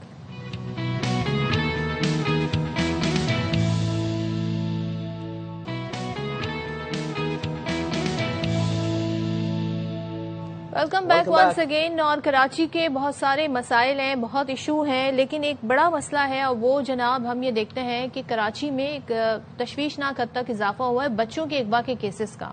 اور نارتھ نازم آباد میں آپ کو ظاہر میڈیا پہ تمام تر رپورٹ ہوا, فتح پارک سے 11 جنوری کو لاپتہ ہونے والا جو بچہ ہے 3 سالہ انس, اس کو بازیاب کرا لیا گیا. لیکن یہ اسٹوری بھی بڑی حیران کن ہے, جس کے بارے میں ہم ڈیٹیل بھی آپ کے ساتھ شیئر کریں گے. ایک ہفتے پہلے کراچی کے ہی سول اسپتال سے ہم نے دیکھا چلڈرن وارڈ سے 3 ماہ کا بچہ اغوا ہو گیا تھا. پھر کیا ہوا, پھر اس کی سی سی ٹی وی فوٹیج جب سامنے آئی تو پتا چلا کہ جو مبینہ اغوا کار خاتون ہے اور اس کا ساتھی, وہ بچے کو لے جاتے ہوئے اس میں دیکھا جا سکتا ہے. اور حال ہی میں کراچی کے گارڈن سے 1 سال قبل لاپتہ ہونے والے 2 بچوں علیان اور علی رضا کے اہل خانہ نے نشتہ روڈ پر احتجاج کیا. آپ کو یاد ہے پچھلے سال بھی ہم ان 2 بچوں کے بارے میں بتا رہے تھے, گارڈن کے علاقے سے لاپتہ ہوئے تھے, ابھی تک ان کا معلوم نہیں. پچھلے سال ہم نے آپ کو ایک میمن گوٹ سے بھی رپورٹ دی تھی, جہاں سے بچہ, چھوٹا سا بچہ, وہ نرسری, وہ نومولود بچہ تھا, وہ اغوا ہو کے اور وہ نرس نے اس کو لاہور پہنچا دیا, پھر خیر وہ لاہور سے بازیاب ہو گیا. گزشتہ سال کے اگر ابتدائی 6 ماہ کے اعداد و شمار آپ کے ساتھ ہم شیئر کریں تو جنوری تا جون 2025 کے دوران 597 بچے اغوا ہوئے, گمشدگی کے کیسز رپورٹ ہوئے, ان میں سے 579 بچوں کو بازیاب کر لیا گیا. 12 جنوری 2026 کو پولیس نے لیاقت آباد سے اغوا کی گئی 5 سالہ بچی ایمان فاطمہ کو ساہیوال سے بازیاب کیا. اچھا, یہ جو کیسز رپورٹ بھی ہوتے ہیں, پھر وہ آبویسلی پھر سٹیٹس میں آتے ہیں, لیکن بہت سے کیسز ایسے ہیں جو ابھی تک رپورٹ بھی نہیں ہوتے. دین اگین پھر جو رپورٹ ہوتی ہیں ان کے اوپر پھر کام بھی ہوتا ہے, اور پھر ان کے اوپر پھر وہ بازیابی بھی ہو جاتی ہے. تو نازم آباد کی جو آپ بات کریں تھے, جو فتح پارک سے وہ بچہ انس جو ہے وہ اپنے ماں باپ سے باقاعدہ مل بھی گیا ہے. تو ذرا بات کر لیتے ہیں نذیر شاہ سے کہ ہوا کیا, کیونکہ سنڈے کے دن سے لاپتہ تھا اور کل جمعرات کو یہ خبر آئی ہے. میں جاننا چاہتی ہوں کہ اس دوران ہوا کیا ہے. تو نذیر صاحب ہمیں بتائیے گا, یہ بچہ اب بازیاب ہو گیا ہے, کیسے غائب ہوا؟ ظاہر سی سی ٹی وی فوٹیج آ گئی تھی, لیکن یہ کون لوگ تھے اور کیا معلوم ہوا ہے؟ بالکل, دیکھیں اس کو بازیاب ورڈ تو نہیں کہیں گے, مل گیا ہے زیادہ بہتر ہوگا. کیونکہ ویسے تو یہ 5 روز سے بچہ لاپتہ تھا, جس کے اغوا کا مقدمہ بھی درج کروا دیا گیا تھا. 11 جنوری کو الفتح پارک کے نارتھ نازم آباد میں حیدری تھانے کی حدود ہے, جہاں پر خاندان کا ایک ہی شخص 13-14 بچوں کو سیر کرانے لے کر گیا تھا. وہاں سے بچہ لاپتہ ہوا تھا. جب سی سی ٹی وی فوٹیج سامنے آئی تو اس میں ایک شخص کو, اس بچے کو خاتون کے ساتھ تھا اور اس کو لے آتے ہوئے دیکھا گیا تھا. تو یہی شبہ ہوا کہ اس کو اغوا کر لیا گیا, جس کے بعد نہ صرف اس کے پوسٹر چھپوا دیے گئے بلکہ انعام کا بھی اعلان کیا گیا. جو ڈسٹرکٹ سینٹرل پولیس ہے اس نے دن رات ایک کی ہے اس بچے کی بازیابی کے لیے. اور گزشتہ روز پھر اچانک سے ایک کال فیملی کو آئی کہ بچہ ان کے پاس ہے, اور وہ بغیر پولیس کے وہ شخص خود جا کر اس بچے کو اپنے پاس لیا اور اس کے بعد لے کر آیا. یہاں صبح تک جشن ہوتا رہا ہے. یہاں پر جس گھر پر میں موجود ہوں یہاں تقریباً 4-5 بجے اس گھر والے سوئے اور اسی گھر کے اندر یہ بچہ تھا, اور اس وقت وہ اپنے والدین سے مل چکا ہے. کس فیملی کے پاس وہ بچہ تھا یہ بات تاحال سامنے نہیں آئی ہے, کیونکہ وہ شخص یہ فیملی نے بچہ خود ہی دے دیا, تو بچہ لے کر کیوں گئے تھے کسی کا؟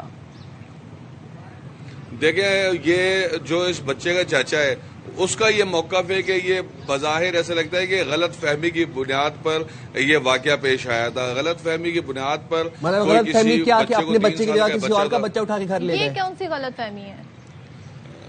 دیکھیں یہ وہ ابھی تک اس چیز کو جسٹیفائی کر نہیں سکے, لیکن وہ نہ پولیس کو واضح طور پر بات بتا سکے نہ میڈیا کو بتائی. ہم نے کافی کوشش بھی جاننے کی اور صبح سے بھی ہم یہ جاننے کی کوشش کر رہے ہیں, لیکن جو فیملی ہے وہ کچھ بتانے کو تیار نظر نہیں آتی ہے. یہ اس وقت قصبہ کالونی کے علاقے میں موجود ہوں اور یہاں پر جیسے ڈیرا سسٹم ہوتا ہے تو کافی ان کے رشتہ دار اور اہل خانہ ان کی جانب سے بھی کافی کوششیں بھی کی جاتی بچے کو تلاش کرنے کی. تو اب یہی صورتحال ہے کہ سب سے پہلی معاملہ ہے کیا اس کو ذرا پراپرلی جانیں گے اور ہوا کیا کروانے کی کوشش کرتے ہیں. ہمارے پاس بریک پہ جائیں گے, اس کے بعد ہمارے پاس S S P investigation east Muhammad Usman صاحب موجود ہوں گے, ان سے جانیں گے کہ معاملہ تمام تر تھا کیا. جائیں گے چھوٹی سی بریک پہ, حاضر ہوں گے بریک کے بعد. اسٹے دیئر ود اس.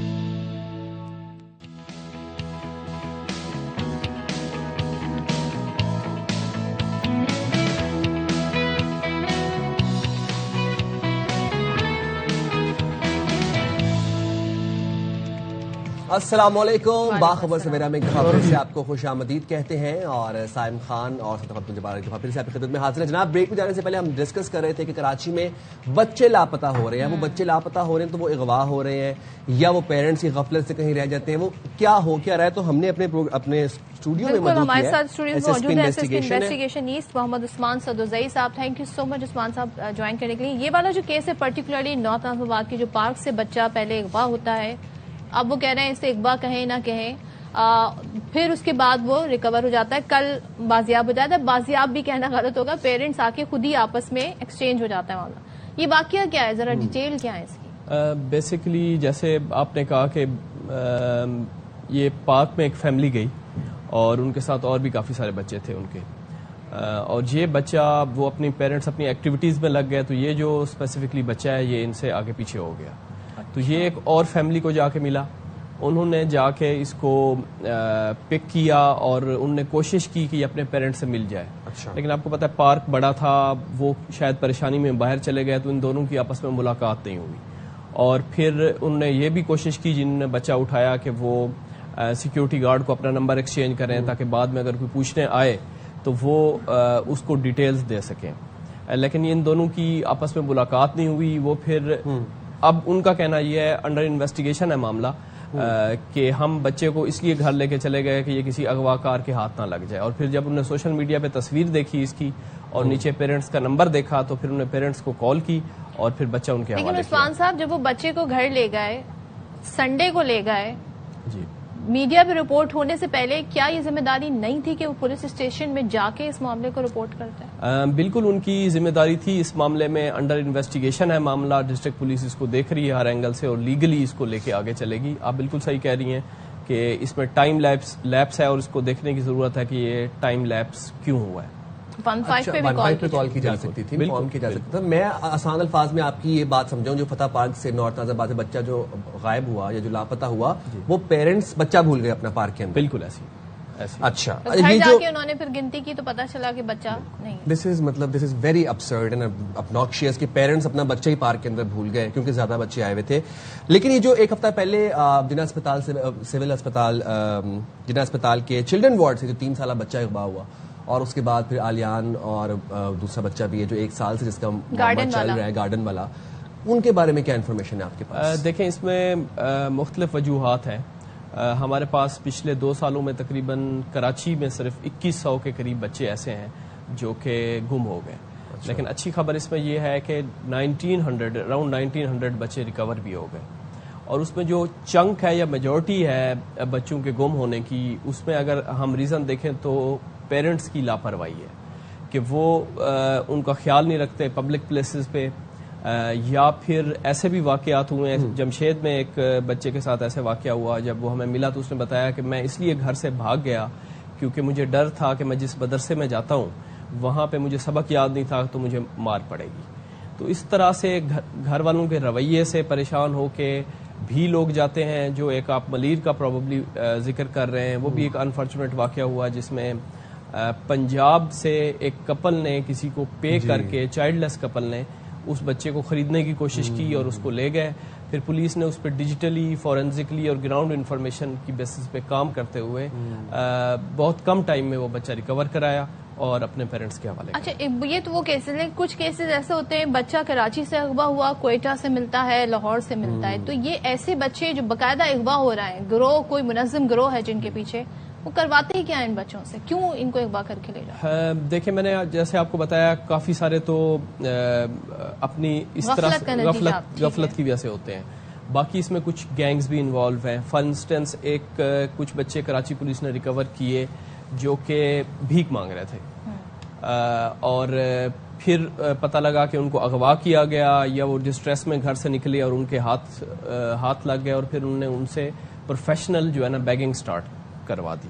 تو اس میں وہ گینگز بھی جو ہے وہ بھی بسٹ ہوئے ہیں، بچے بھی ریکور ہوئے ہیں. تو اس طرح کی ایفرٹس کراچی پولیس کی طرف سے جاری رہتی ہیں. لیکن کراچی پولیس کا ایک جو کیس ہے، جو ہم گارڈن والے کیس کی بات کر رہے ہیں، وہ ابھی تک نہیں سالو ہو رہا ہے. آلیان اور علی رضا والا. آلیان اور علی رضا، مجھے بتائیے گا، اب تو اتنی ٹیکنالوجی ہے، آپ نے خود بتایا فورینزک کر کے، یہ کر کے، وہ کر کے فوٹیج بھی مل جا سکتی ہیں. 1 سال ہو گیا، تو یہ پولیس کی ناکامی نہیں ہے؟ دیکھیں، ہماری طرف سے جو کوشش ہے وہ جاری رہتی ہے. جیسے میں نے آپ کو بتایا کہ 1900 کے قریب بچے ریکور بھی ہوئے ہیں، اور یہ انفارچونیٹ پارٹ ہے. پولیس اس پہ کام کر رہی ہے، لیکن یہ بدقسمتی ہے کہ ابھی تک ہمیں اس پہ کوئی کلو نہیں ملا. لیکن ہوپ فلی جب تک بھی کوئی بھی بچہ ریکور ہوتا ہے تو it's painful for family, for entire city and police as well. تو ہماری کوشش ہے کہ وہ جلد سے جلد. اب تو کیمراز بھی لگ گئے ہیں، اب تو ڈرون چلانز بھی ہو رہے ہیں، تو وہ ڈرون سے مانیٹرنگ بھی ہو سکتی ہے کافی چیزوں. بالکل. Thank you very much. S P investigation اس ہمارے ساتھ موجود تھے محمد عثمان سدوزئی. بہت شکریہ آپ کا. اور آپ لوگوں سے درخواست یہ ہے کہ اپنے بچوں کے معاملے میں غفلت نہ برتیں. ذرا سی لاپرواہی، ذرا سی کیئرلیسنس، اور آپ دیکھیں کہ آپ پورا آپ کا بچہ جو ہے وہ غائب ہو جاتا ہے، لاپتہ، اغوا بھی ہو سکتا ہے. تو پلیز بھی اور دیکھیں، اغوا ہونے کے بعد پھر وہ پتہ نہیں کہاں اسے پہنچا دیا جاتا ہے. جیسے یہ جو بچے جو گارڈن سے اغوا ہوئے ہیں، ان بارے میں 1 سال ہو گیا ہے، نہیں معلوم ہو سکا. تو پلیز خیال رکھیں اور ٹرسٹ نہ کریں. اور اگر کسی کا بچہ مل جاتا ہے تو پہلی ذمہ داری آپ کی ہے 15 پہ کال کر دیں. آپ ایک ویڈیو بنا کے اپلوڈ کر دیں جس میں گورنمنٹ کو ٹیگ کر دیں، گورنمنٹ کے کسی صوبائی وزیر کو ٹیگ کر دیں، یا آپ پولیس اسٹیشن میں جا کے رپورٹ ضرور کریں. بالکل صحیح کہ سب سے پہلا کام تو آپ 15 پہ آپ کال کر کے ان کو انفارم ضرور کریں. اچھا صدف، موونگ فارورڈ، یہ تو کراچی کی بات ہوگا، کراچی کے مسائل کے حوالے سے ہم بات کرتے ہیں، لیکن دنیا بھر میں بہت سی چیزوں کے لیے ایک پراپر میکینزمز ہیں. ترقی یافتہ ممالک میں ہم یہ دیکھتے ہیں کہ سڑکوں پر پیدل چلنے والوں کے حقوق بہت زیادہ ان کا خیال رکھا جاتا ہے. جناب، ہم نے کافی دفعہ سوشل میڈیا پہ ایسی وائرل ویڈیوز بھی دیکھی ہیں کہ جن میں جو پیڈسٹرینز ہیں، اگر وہ واک کر رہے ہیں اور گاڑی تھوڑی سی بھی آپ کی لائن سے آگے ہے تو وہ باقاعدہ گاڑی کے آگے کھڑے ہو جاتے ہیں، کہتے ہیں گاڑی پیچھے کریں، ہمارے حقوق ہیں، ہم نے واک کرنے، لیٹ اس واک. جرمنی میں بھی پیدل چلنے والوں کے لیے خاص طور پر معذور اور نابینا افراد کے حقوق کے لیے اولین ترجیح دی جاتی ہے. تو اس حوالے سے ہمارے ڈپٹی بیورو چیف کراچی ہیں محمد صلاح الدین، وہ فرینکفرٹ میں موجود ہیں اور ہمیں اپڈیٹ کر رہے ہیں وہاں کی صورتحال سے. تو ذرا جانتے ہیں وہاں پر کیا میکینزم ہے روڈ کراس کرنے. لیکن میں اس وقت جرمنی کی شہر فرینکفرٹ پر موجود ہوں. آج ہم یہ بتاتے ہیں کہ دنیا بھر میں پیدل چلنے والوں کے کتنے حقوق ہیں اور ان کا کتنا خیال رکھا جاتا ہے. صرف پیدل چلنے والے ہی نہیں، سائیکل سوار بھی ہوں، نابینا افراد کے لیے. میں بتاتا ہوں، دیکھیں یہاں کتنا اچھا سسٹم دیا ہوا ہے. یہ میں اس بٹن کو پریس کروں گا، یہ پریس کروں گا تو سگنل میرا ریڈ ہے، یہ سگنل میرا گرین ہوگا تو میں روڈ کراس کر سکوں گا. اور میں نے یہ دیکھا کہ یہاں باقاعدہ طور پر سب لائن میں کھڑے ہوتے ہیں زیبرا کراسنگ کے لیے. جب ان کی گرین لائٹ جل جاتی ہے تو وہ روڈ کراس کرتے ہیں. یہ دیکھ سکتے ہیں کہ یہ سگنل کھلا ہے، گرین ہوا ہے تو لوگوں نے یہاں آنا شروع ہوا تو روڈ کراس کر رہے ہیں. تو صدف، یہ ایک بڑی دنیا بھر میں ایک بڑی نئی چیز ہے پیدل چلنے والوں کا خاص خیال رکھا جاتا ہے، چونکہ ہم نے کہا آج آپ کو ایک نئی چیز بتائیں، یہاں حقوق کتنے ہیں لوگوں کے، پیدل چلنے والوں کے کیا حقوق ہیں، کس طریقے سے خیال رکھا. یہ دیکھیں گاڑیاں رک گئی ہیں اور ابھی لیکن پیدل چلنے والوں کا سگنل ریڈ ہے، تو لوگ کھڑے ہوئے، جیسے ہی سگنل گرین ہوگا تو لوگ زیبرا کراسنگ کے ذریعے روڈ کراس کریں گے. یہ ہے مہذب معاشرہ، یہ ہے ترقی یافتہ ممالک. تو جناب آپ دیکھیں جو ترقی یافتہ ممالک ہیں وہ اپنے شہریوں کا اور ہر شہری کا، یعنی کہ وہ کسی بھی طبقے سے کسی بھی کمیونٹی سے ان کا تعلق ہو، ان کا خیال کتنا کرتے ہیں. اور ہم جب یہ کہتے ہیں نا کہ عوام کے ٹیکس کا جو پیسہ ہے وہ عوام پر ہی لگاتے ہیں، تو اس کا منہ بولتا ثبوت ہے. سڑکیں کیسی چمچماتی صاف نظر آ رہی تھی، کتنا دل کرتے ہیں یہاں پہ گاڑی ڈرائیو کرنے کا، لیکن کیا کریں جی وہ جرمنی ہے، بہت دل چاہتا ہے واک، وہاں پہ واک کا کلچر بہت ہے اور واک آپ کی ہیلتھ کے لیے بہت اچھا ہے. جب ہم اچھی اپنی صحت کے بارے میں بات کر رہے ہیں تو صحت کے لیے صاف انوائرمنٹ کا ہونا، درختوں کا ہونا، سبزے کا ہونا، گرینری کا ہونا بہت امپورٹنٹ ہے. اور جب ہم اسلام آباد کی بات کرتے ہیں تو اسلام آباد ہمارا one of the beautiful capitals مانا جاتا ہے دنیا بھر میں. تو یہاں کی جب ہم بات کرتے ہیں تو اس میں بھی کوششیں کی جا رہی ہیں کہ پورا پاکستان ماحولیاتی آلودگی سے متاثر ہے. تو وفاقی حکومت نے جی دارالحکومت میں شجر کاری مہم جاری رکھی بھی ہے. مطلب سی ڈی اے کی بات میں کر رہی ہوں، C D A, D H A, محکمہ جنگلات، حکومت پنجاب کے تعاون سے جناب یہ سب ہو رہا ہے. بالکل جی. اور اسلام آباد میں درخت اور نئے پودے لگائے جا رہے ہیں to make Islamabad even more lusher and greener. Margalla کی پہاڑیاں اور زیادہ خوبصورت اب آپ کو نظر آئیں گی. تو جناب بابر ملک ہمیں اسلام آباد سے رپورٹ کر رہے ہیں، آپ بھی دیکھیں اور ہم بھی دیکھتے ہیں.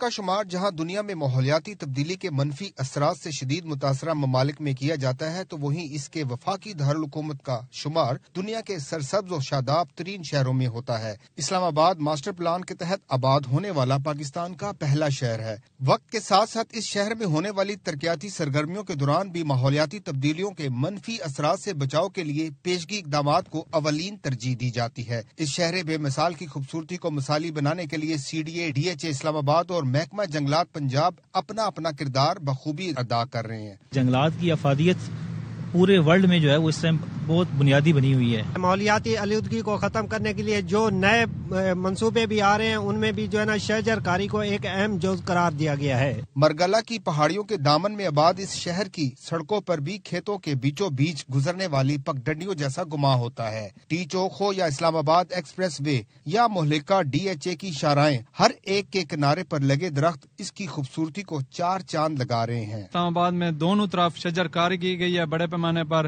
جو ماحول کو خوبصورت بھی بنا رہے ہیں اور صاف ستھرا ماحول دکھائی دے رہا ہے. اسلام آباد کی قدرتی خوبصورتی کو برقرار رکھنے اور اسے ماحولیاتی آلودگی سے بچانے کے لیے سال بھر کے دوران سیزنل اور سدا بہار پودوں اور درختوں کی آبیاری کی جاتی ہے. ماحولیاتی آلودگی کے منفی اثرات سے بچاؤ کے لیے C D A, D H A اور محکمہ جنگلات پنجاب کے اشتراک سے لگائے جانے والے درخت نہ صرف دارالحکومت اسلام آباد کی خوبصورتی کا باعث ہیں بلکہ صاف ستھری آب و ہوا کا ایک بڑا ذریعہ ہے.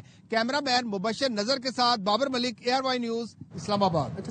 دس makes me very happy and very satisfactory کہ آفٹر یہ جو مونسون کا کلائمیٹ چینج کے ڈراسٹک آؤٹ کمز آئے تھے، اس کے بعد ایٹ لیسٹ ہم لوگ we are planning towards the right direction and moving towards the plantation, forestation, thankfully. آپ نے کہا نا رائٹ ڈائریکشن، تو آپ کو پتا ہے کہ اسلام آباد میں جو یہ سیزن ہوتا ہے پولر الرجی جو ہے وہ کتنی زیادہ ہوتی ہے. تو اب ان پلانٹس کو لگایا جا رہا ہے جو کہ اس الرجی کا باعث نہیں بنتے ہیں. تو یہ بھی ایک رائٹ ڈائریکشن میں رائٹ سٹیپ ہے. چلیں جی، جب ہم بات کر رہے ہیں رائٹ ڈائریکشن رائٹ سٹیپ کی، تو اب ہم آپ کو ایک ایسی ڈاکٹر سے ملوانے جا رہے ہیں جنہوں نے دنیا میں پاکستان کا نام روشن کیا ہے، اپنی مہارت اور صلاحیت کا لوہا منوایا ہے. پروفیسر ڈاکٹر عبدالباسط سے آج آپ کی ملاقات کروانے جا رہے ہیں، جنہیں اسٹینفورڈ یونیورسٹی نے دنیا کے ٹاپ 2% سائنسدانوں میں شامل کیا ہے. آپ اس سے اندازہ لگا لیں. اور انہیں ذیابطیز اور اینڈوکرینالوجی کے شعبے میں نمایاں خدمات انجام دینے پر یہ اعزاز ملا. اور یہ ایک انتہائی معزز عالمی شناخت ہے جو طب کے شعبے میں محققین کو علمی معیار کی بنیاد پر دی جاتی ہے. پروفیسر ڈاکٹر عبدالباسط پاکستان میں طب کے شعبے میں چوتھے سب سے زیادہ تحقیقی جو مقالے ہیں وہ شائع کرنے والے محقق بھی ہیں. تو ہمارے ساتھ آج اسٹوڈیو میں موجود ہیں پروفیسر صاحب، ذرا ان سے گفتگو بھی کر لیتے ہیں. بہت شکریہ ڈاکٹر صاحب، آپ نے باخبر سویرا کے لیے وقت نکالا. سب سے پہلے تو بہت مبارکباد، آپ نے پاکستان کا نام روشن کیا ہے. اسٹینفورڈ یونیورسٹی کے 2% ٹاپ ریسرچرز میں آپ شامل ہوئے ہیں. کیسا فیل کر رہے ہیں اور کیا جرنی تھی یہ؟ تو پہلے تو اللہ کا شکر ہے، اللہ کا کرم ہے، اور پاکستان سائنٹیفک میپس پہ یا انٹرنیشنل میپس پہ ہے تو آدمی کو خوشی ہوتی. ساتھ ساتھ یہ بھی سمجھنا چاہیے کہ میں اکیلا نہیں ہوں, پاکستان سے کئی لوگ ہیں. ایک یونیورسٹی کے تو 26 کینڈیڈیٹس ہیں جو اس ٹاپ 2% میں ہیں. جو اصل اس میں سوال میں اپنے آپ سے پوچھتا ہوں اور شاید آپ کو بھی پوچھنا چاہیے, سامعین بھی سننا چاہیں گے کہ اس سائنٹیفک ریسرچ کا یا اس ٹاپ 2 پہ آنے کا ملک کو کیا فائدہ ہوا, عوام کو کیا فائدہ ہوا, طب کے شعبے میں کیا فائدہ ہوا, مریضوں کو کیا فائدہ ہوا. یہ سوال میں اپنے سے بھی پوچھتا ہوں اور شاید یہ آپ پوچھنا چاہیں گے. اچھا آپ بتائیے, اور ساتھ میں یہ بھی کہ آپ کی ریسرچ کیا پھر ہمیں بتاتی ہے, کیا سیکھیں؟ تو ہم نے سب سے پہلے ڈائبٹیز میں یہ دیکھنا ہے کہ پاکستان میں ڈائبٹیز پھیل رہی ہے تو کس شرح سے پھیل رہی ہے. تو اس کی ہم نے ریسرچز کری. پورے پاکستان میں اس وقت 3 کروڑ اور 30 لاکھ لوگوں کو ڈائبٹیز ہے. 3 کروڑ 30 لاکھ جی 33 ملین. اور قریباً اتنے ہی لوگ ڈائبٹیز کے دروازے پہ ہیں جس کو ہم پری ڈائبٹیز کہتے ہیں. تو پہلی ریسرچز تو ہونی چاہیے کسی بھی ڈیزیز کا برڈن معلوم کرنے کے لیے. تو ہمارا ایک اسٹڈی کا ٹارگیٹ یہ تھا. اگلا یہ تھا کہ جتنی اسٹڈیز برڈن معلوم کرتی آئی ہیں وہ 20 سال سے اوپر والی تھی. ہمارا کہنا تھا کہ 20 سال سے نیچے ہمارے بچوں میں, نوجوانوں میں کیا ہو رہا ہے. تو ہم نے اس کی اسٹڈیز کری کافی شہروں میں جا کے, کافی گوٹوں میں جا کے. تو انفارچونیٹلی ہمارے یہاں تو 15 سے 25 سال کے بچوں کے اندر ڈائبٹیز سے پہلے, جس کو ہم پری ڈائبٹیز کہتے ہیں, اس کی شرح بہت بڑی ہوئی ہے. اور اس میں ایک وجہ جو ہے وہ فیملی ہسٹری ہے ڈائبٹیز کی, ایک موٹاپا, اوبیسٹی. میں اسی پہ آنا چاہ رہا تھا وجوہات کے اوپر کہ ہمارا یہ کانسیپٹ ہے, ہم یہ سمجھتے ہیں کہ چینی کھانے سے ذیابیطیز ہوتی ہے. کیا باقی چینی کھانے سے ہوتی ہے؟ اگر ہوتی ہے, نہیں ہوتی تو پھر کیا وجوہات ہے اس کے علاوہ؟ چینی اگر ایک آدمی اپنے پروپورشن سے کھا رہا ہے تو نہیں ہوگی. مین ریزن جو ڈائبٹیز کا پاکستان میں بڑھنے کا ہے, جو ہماری اسٹڈیز سے ثابت ہے, ون از اوبیسٹی, موٹاپا. پھر اس میں چائلڈہڈ اوبیسٹی, بچے موٹے ہو رہے ہیں. ہم نے باقاعدہ لکھا منسٹری کو ایک زمانے میں کہ ہماری سائنس یہ کہہ رہی ہے کہ 1 کروڑ سے زیادہ بچے بچپن میں ہی موٹے ہو گئے. اور اس کی وجہ سافٹ ڈرنکس کا استعمال, فروٹس کا نہ استعمال. ابھی ہم ماحولیاتی بات کر رہے ہیں, ماحول کے اندر پارکس نہیں ہیں, اسکولز گھروں میں بن گئے ہیں. اب اس سے بھی ہم پھر کیا نیچے جاتے ہیں کہ اور چھوٹی عمر میں کہاں سے ڈائبٹیز کی سیڈنگ شروع ہو جاتی ہے. تو مدرز بریسٹ فیڈ نہیں کر رہی. انفارچونیٹلی یہ ڈیٹا بھٹا صاحب کا ہے, جیسے کہ سندھ کے انٹیریئر میں جہاں ہم سمجھتے ہیں غربت ہے, ریسورسز نہیں ہیں, وہاں بھی ایون 25 to 30% مائیں بریسٹ فیڈ نہیں کر رہی. جو بریسٹ فیڈ نہیں کر رہے یہ اپنے بچے کو خود ہی ڈائبٹیز کے لیے پرون کر رہے. پھر ہم نے اس سے نیچے گئے کہ ماں کے پیٹ میں انٹرا یوٹرائن میلیو پہ کیا. تو یہ ہم نے یورپین یونین کے ساتھ مل کے ایک اسٹڈی کری. اگر ہیلدی ماں ہوگی, ہیلدی بچہ ہوگا, تو یہ ڈائبٹیز کے لیے پروگرام نہیں ہوگا. ہیلدی ماں ڈیفائن کریں. اب ہیلدی ماں پہ آئیں گے اور ہیلدی بچے پہ. پہلے ہیلدی بچہ لے لیں کہ ہیلدی بچے کا کٹ آف ویٹ پاکستان میں ہونا چاہیے 2.2 کلو سے 3.5 کلو. اگر اس کے درمیان بچہ ہے تو یہ ہیلدی بچہ ہے. اس سے اگر چھوٹا ہو رہا ہے تو یہ بھی ڈائبٹیز کے لیے انٹرا یوٹرائن پروگرام ہو گیا ہے. اور اس سے بڑا ہو گیا, جس کو ہم عام طور پہ کہتے ہیں ماشاءاللہ ماشاءاللہ گولو بچہ ہے, یہ ڈائبٹیز کے لیے پرون ہو گیا. اسی طرح جو بچہ ڈبے کا دودھ پی رہا ہے یہ ڈائبٹیز کے لیے پروگرام ہو گیا. اب ہیلدی ماں پر آ جائیے تو سب سے بڑا مسئلہ ہماری یہاں مٹرنل چائلڈ ہیلتھ ہے. ہیلدی ماں اس کو کہیں گے جس کو ڈائبٹیز نہ ہو, جو اوور ویٹ نہ ہو, جو اسموک نہ کرتی ہو, حقہ نہ پیتی ہو, جس کو مینٹل اسٹریس نہ ہو, جس کو سیکسول یا مینٹل یا سائیکولوجیکل ابیوزز نہ ہو, اسٹریسز نہ ہو. آئی ایم سرپرائز کہ مینٹل اسٹریس بھی آپ کی اس چیز کو ایگریویٹ کرتا ہے. یہ بھی ہماری اسٹڈیز سے ثابت ہو گیا. یہ ہم نے یونیورسٹی آف آسلو کے ساتھ کیا تھا کہ diabetes and depression go hand in hand. اور اب ہم نے بہت بڑی اسٹڈی کری ہے ڈائیڈیم کے نام سے with university of York, Edinburgh اور کیل. اور اس کے اندر ہم نے پروف کیا ہے کہ ڈائبیٹکس جو ہیں یہ 8 to 10% زیادہ پرون ہوتے ہیں فار مینٹل ہیلتھ پرابلمس.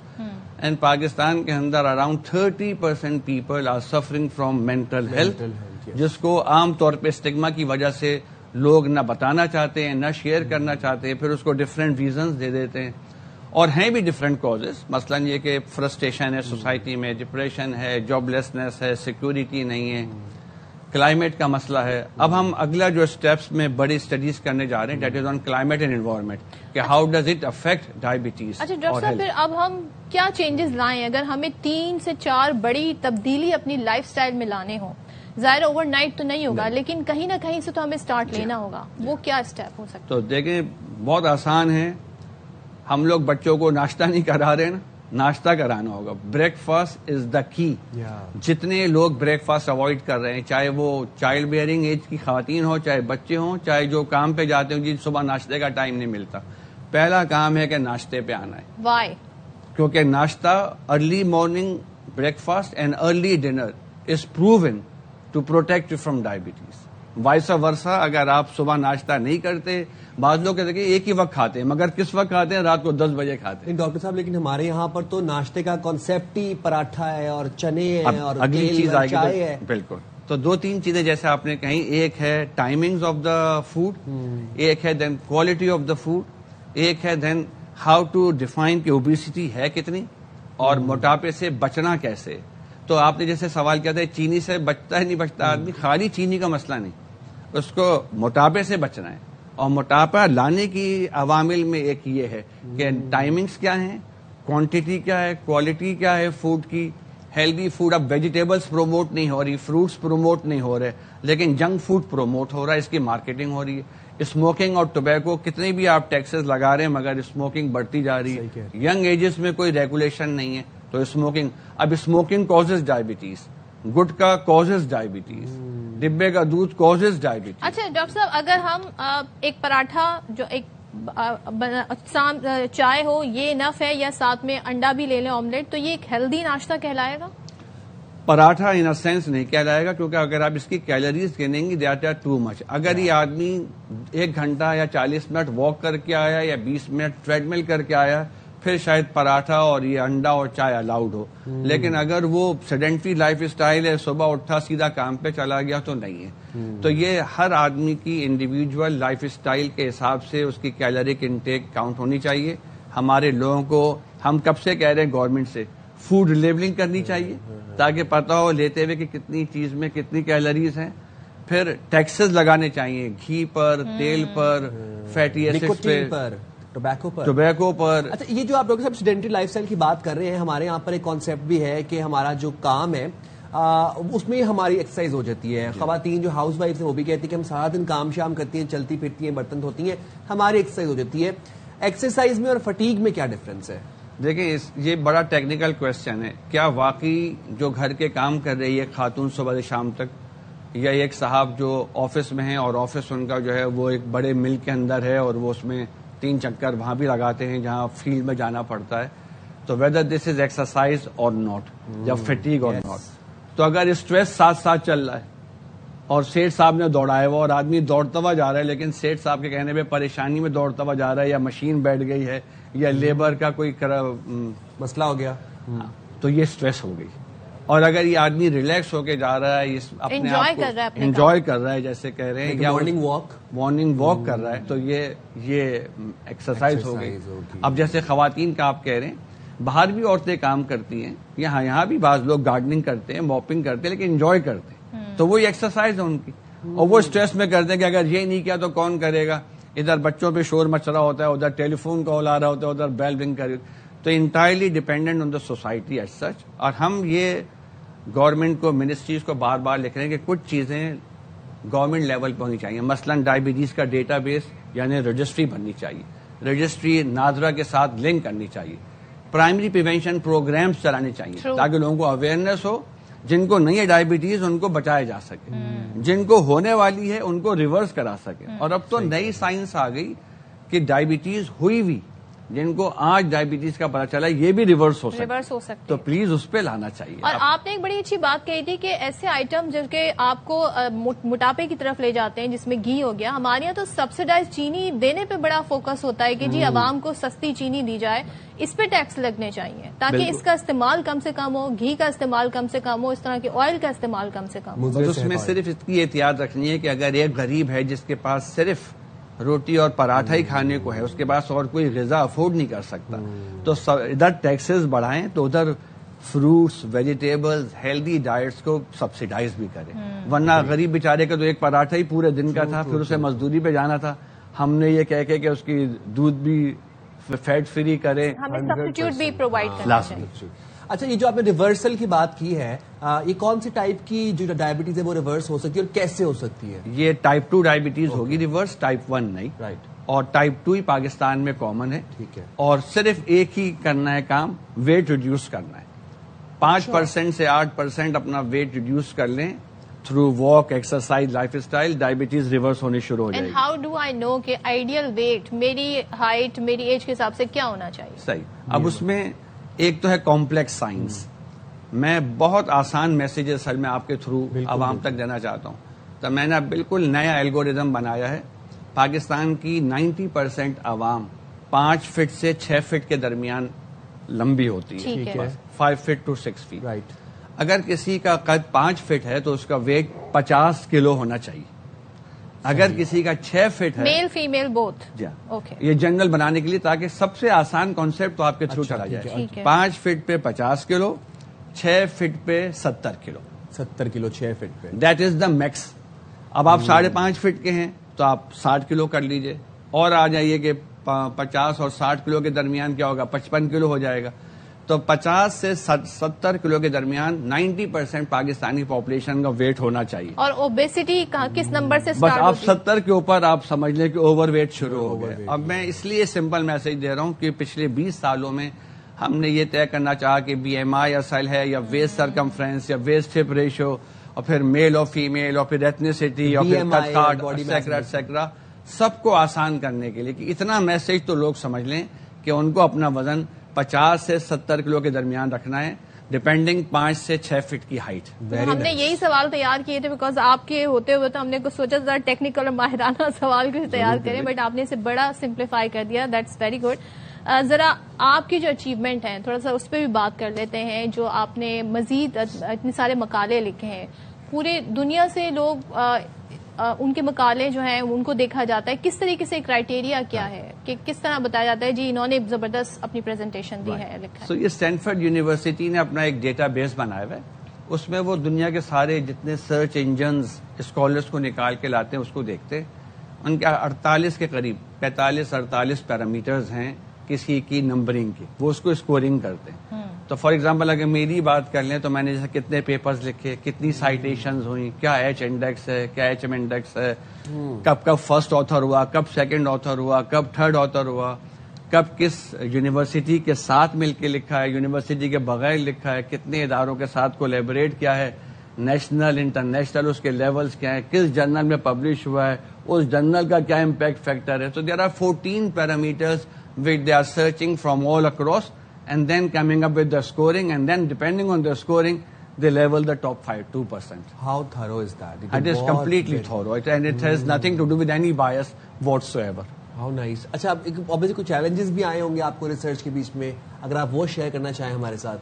تو ریسرچ کے بیچ میں تو میں یہی کہنا چاہوں گا, عوام سے تو بیچاری عوام عام طور پہ یہ سمجھتی ہے کہ جو لوگ ریسرچ کر رہے ہیں یہ صرف اپنے ذاتی مقاصد کے لیے کر رہے ہیں. تو جیسے میں نے بیٹھتے ہی کہا, میرا دل یہ چاہتا ہے, میرا سوال میں اپنے سے بھی ہوتا ہے اور آپ بھی مجھ سے یہ پوچھیں کہ آپ نے ریسرچ کی, اس سے ملک کو, قوم کو, بیماروں کو, مریضوں کو, غریبوں کو کیا فائدہ ہوا. پہلی بات چیلنجز یہی آتے ہیں کہ چونکہ ہیلتھ ہی ہمارے یہاں پرائرٹی پہ نہیں ہے تو ہیلتھ ریسرچ تو بہت ہی دور کی بات ہے.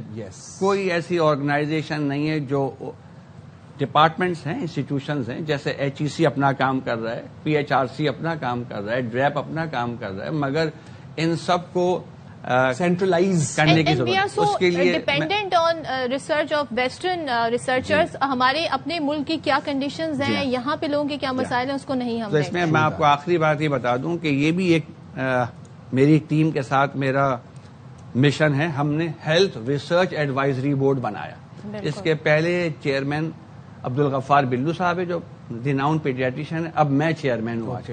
یہ ہم نے 13-14 سال سے بنایا ہوا ہے. اس کا مطلب ہے to develop research ecosystem in Pakistan, especially health research ecosystem. ایک وقت میں یہ 17 لوگوں کا بورڈ ہوتا ہے, 4-5 اس میں وائس چانسلرز ہوتے ہیں, کچھ منسٹری کے ایکس سیکرٹری یا ایکس منسٹرز ہوتے ہیں, کچھ فلینٹروپسٹ ہوتے ہیں. اس کے ذریعے ہم ڈیزیز رجسٹریز بنا رہے ہیں, پورے پاکستان میں یونیورسٹیز میں ریسرچ سینٹرز بنا رہے ہیں, اور ہم چاہتے ہیں کہ منسٹری اس کو آن بورڈ لے لے. اور اب یہ وقت آ گیا کہ نادرا کے ساتھ لنک. High time. بالکل, آپ نے بڑی زبردست سجیشن بھی دی ہے اور بڑا زبردست کام کر رہے ہیں. پروفیسر ڈاکٹر عبدالباسط, بہت شکریہ, اور ہم بڑا اعزاز ہمارے لیے آج ان سے ملاقات بھی. اور دیکھیں جی, ہیلتھ پرائرٹی ہونی چاہیے, اس حساب سے پالیسی بھی بنانی چاہیے. 33 ملین ڈائبٹکس ہیں اور 33 ملین ہی پری ڈائبٹک ہیں پاکستان میں. It's a huge number. تو ہمیں اس پر ایمرجنسی بنیادوں پر کام کرنے کی ضرورت ہے. چلیں جی یہاں پر لیتے ہیں شارٹ بریک اور اس بریک کے بعد واپس آتے ہیں.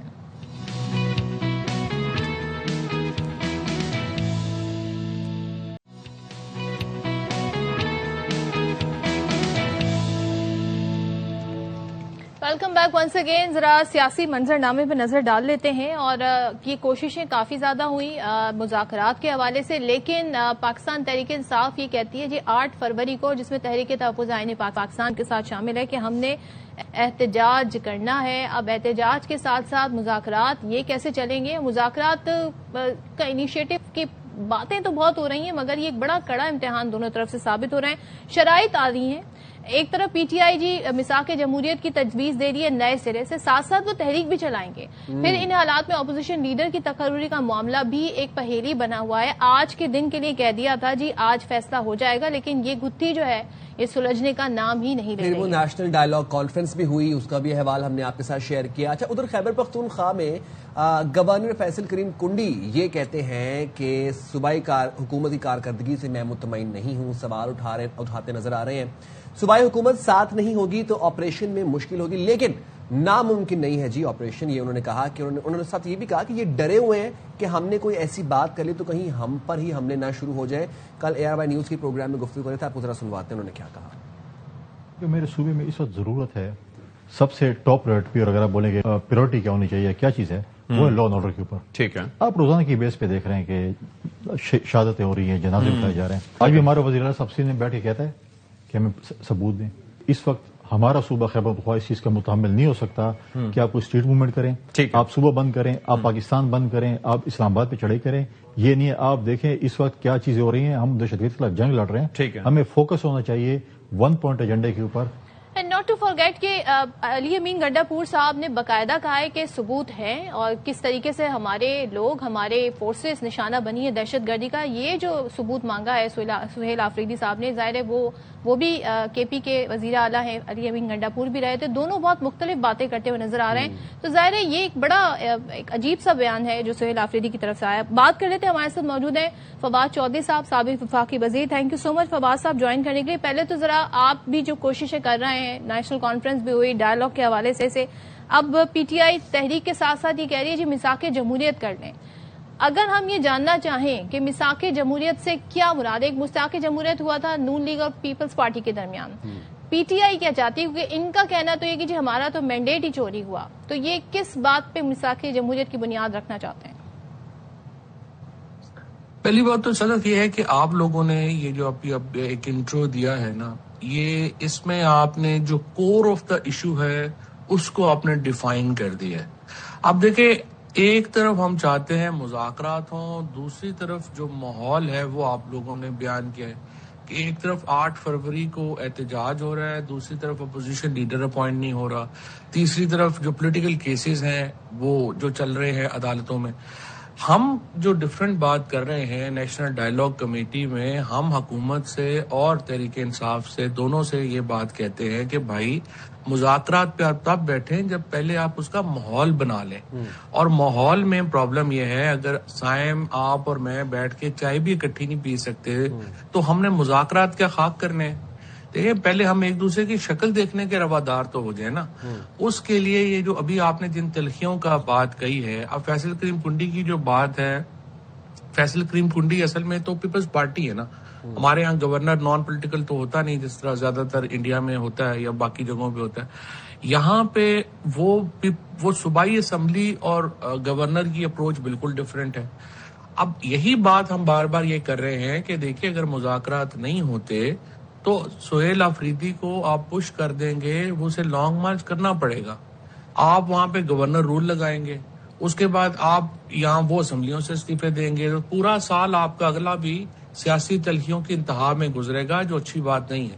اب ہم کیا کہہ رہے ہیں کہ آپ کیا کریں, ہم حکومت سے اور حکومت سے ہم کہہ رہے ہیں کہ پہلے سٹیپ کے طور کے اوپر آپ اپوزیشن لیڈرز اپوائنٹ کریں. حکومت نے رات کو یہ بات کہی ہے, رانا ثناء اللہ صاحب نے, کہ ہم تیار ہیں اپوزیشن لیڈر لگانے کو, لیکن پی ٹی آئی کو جو ہے وہ کمیٹیوں میں واپس آنا ہوگا. میرے خیال میں جو پارلیمانی پارٹی ہے اور گوہر صاحب ہیں, ان کو ہمت کرنی چاہیے اور یہ حکومت کی بات انہیں مان لینی چاہیے عارضی طور کے اوپر، اور عارضی طور کے اوپر کمیٹیوں میں واپس چلا جانا چاہیے. اس سے دیکھیں ایک ماحول پیدا ہوگا جس سے آپ بات چیت ایک قدم آگے بڑھا سکیں گے. سیکنڈ اور فنڈامنٹل مطالبہ ہمارا یہ ہے کہ حکومت مہربانی کرے اور جو خواتین پریزنرز ہیں ان کو تو ریلیز کرے، اور کوٹ لکھپت کے لوگ جو 70 سال سے اوپر کے ہیں ان کو ریلیز کرے. دیکھیں یاسمین راشد اب 77 سال کی ہیں، کینسر سروائیور ہیں، 3 سال سے جیل میں ہیں. بشرا بی بی جو ہیں وہ 16-17 مہینوں سے جیل میں ہیں، اور ان سے کتنا آپ نے بدلہ لینا ہے. لیکن فواد صاحب ایک بات بتائیں نا، ہمیں تو یہ بات آپ کہتے نظر آ رہے ہیں، یہ بات ہمیں پی ٹی آئی کے لوگ کہتے ہوئے نظر نہیں آتے ہیں. یہاں پر لگتا ہے اڈیالہ کے لیے ایک مختلف اپروچ ہے پاکستان تحریک انصاف میں، اور کوٹ لکھپت کے لیے ایک مختلف اپروچ ہے. ظاہر ہے وہ ان کے لیڈر بھی ہیں، ہو سکتا ہے یہ ایک الگ بات ہو، لیکن میں یہ جاننا چاہتی ہوں، آپ کہہ رہے ہیں نا تلخیاں کام ہو، تو تلخی دونوں طرف سے کام ہو. سہیل آفریدی صاحب بہت سارے ریسپیکٹڈ ہیں، ہمارے لیے ریسپیکٹفل ہیں، لیکن وہ بیانات ایسے دے دیتے ہیں. اب ظاہر ہے ہم کتنے عرصے سے دہشت گردی کا شکار رہے ہیں، اس کے لیے کتنے ہم نے آپریشنز کیے ہیں، ہمارے جوانوں نے، ہماری پبلک نے قربانیاں دی ہیں. آپ کہہ رہے ہیں جی ثبوت چاہیے. جب اس طرح کے بیانات آئیں گے تو یہ تلخی کم کیسے ہوگی؟ یہ تو خیر آپ نے دونوں باتیں بڑی انٹرسٹنگ کی ہیں. پہلی بات تو آپ نے کہا کہ وہ کہہ رہے ہیں کہ جی اڈیالہ سے شروع کریں. دیکھیں وہ چاہتے ہی ہیں کہ اڈیالہ سے بھی جو پی ٹی آئی کی موجودہ لیڈرشپ ہے اس کی تمام تر جو انٹرسٹ ہے یا تمام تر اہمیت صرف اس دن تک ہے جب تک عمران خان جیل میں ہے اور پی ٹی آئی کی جو اصل لیڈرشپ ہے وہ جیل میں ہے یا وہ پارٹی سے باہر. جو ہی شاہ محمود قریشی آتے ہیں، اعجاز چودھری آتے ہیں، محمود الرشید آتے ہیں، یہ سارے لوگ آتے ہیں تو پارٹی یاسمین راشد آتی ہیں تو پارٹی کی لیڈرشپ شفٹ ہو جاتی ہے پھر اولڈ گارڈز کو، جو کہ موجودہ لیڈرشپ کو تھوڑا پرابلم ہے اور اس لیے ظاہر ہے کہ وہ کین نہیں ہے. اور یہ بات آپ کی بالکل ٹھیک ہے. سہیل آفریدی صاحب نے جو بیان دیا، دیکھیں ایک تو پی ٹی آئی میں کچھ ڈسپلن یا وہ کوئی ہیرارکی تو ہے ہی نہیں. ایک جونیئر منسٹر جو ہے کے پی سے اٹھ کے کہتا ہے کہ گوہر صاحب جو ہے وہ اپنے بیان کے اوپر معذرت کرے، انہوں نے بیان غلط دے دیا. سلمان اکرم راجہ جو سیکرٹری جنرل ہیں انہوں نے کلیئر بیان دیا کہ یہ ٹیررزم ہے جو افغانستان سے آ رہا ہے اور اس کے اوپر کارروائی ہونی چاہیے. اور چیف منسٹر صاحب کہتے ہیں کہ نہیں ہمیں تو ثبوت چاہیے. تو یہ تو ایک پی ٹی آئی کے اندر ہیرارکی کا پرابلم ہے اور ظاہر ہے کہ اس سے کوئی مدد نہیں ملے گی. لیکن میرے نظر میں جو پہلے چند سٹیپس ہیں وہ حکومت اگر لے تو اس کے بعد پھر براہ راست عمران خان صاحب سے یہ بات ہوگی کہ جی جو پی ٹی آئی کے جو فار ایگزامپل جو سوشل میڈیا کے اوپر جو اس وقت ایک تماشا لگا ہوا ہے اس سے پی ٹی آئی ڈسوسیٹ ہو تو وہ عمران خان کے لیول کے اوپر فیصلہ ہوگا تو افیکٹو ہوگا، اس سے نیچے افیکٹو نہیں ہوگا. سو عمران خان سے آپ تب کہہ سکتے ہیں جب پولیٹیکل پریزنرز کو رہائی مل جائے تو پھر آپ کے پاس کچھ بات ہوگی ان سے کرنے کے لیے. اور یہ جو بھی آپ نے بات کی نا، جو بھی آپ نے بات کی ڈسکنیکٹڈ ہیں آپس میں، تو یہ آواز تو پی ٹی آئی کے اندر سے بھی ہے کہ ہر 150 کارکنوں کے لیے ایک الگ ہی لیڈر ہے اور ہر کسی نے اپنا اپنا لیڈر بنایا ہوا ہے پارٹی کے اندر. آپ نے جو نیشنل ڈائیلاگ کانفرنس کروائی تھی اس کا کیا کنکلوژن نکلا چوہے صاحب؟ اس کا کنکلوژن یہ نکلا ہے کہ ہم نے ایک ایسا تگڑا گروپ جو ہے وہ تشکیل دیا ہے جس میں اب ہم مزید پارٹیوں کو، پارٹی کے انڈیپینڈنٹ لوگوں کو، ہمارا دیکھیں نا پارٹی بیسڈ گروپ نہیں ہے. ہم تحریک انصاف کو، گورنمنٹ کو یا کسی اور پارٹی کو تو ہم ریپرزینٹ نہیں کرتے. ہم تو ایک سمجھیے کہ جو کنسرن سٹیزنز ہیں جو سارے پارٹیز میں ہیں، سارے گروپس میں ہیں، سپریم کورٹ بار ہے، ہائی کورٹ بارز ہیں، ہم تو ان کو لے کے پرابلم یہ ہے کہ دیکھیں حکومت پورے زور لگانے کے بعد بھی 3 سالوں میں عمران خان کی سیاسی اہمیت ختم نہیں کر سکی. آج پاکستان پورا تو عمران خان کے ساتھ کھڑا ہے. دوسری طرف عمران خان اور پی ٹی آئی پورا زور لگانے کے باوجود کوئی انقلاب نہیں لا سکے. تو ہم ایک سٹیل میٹ میں ہیں اور سٹیل میٹ کا جو نقصان ہو رہا ہے وہ پاکستان کے لوگوں کو ہو رہا ہے، پاکستان کے میڈیا کو اس کے اوپر نقصان ہوا ہے، پاکستان کی جوڈیشری کو نقصان ہوا ہے، ہمارے سسٹمز تباہ ہو گئے ہیں.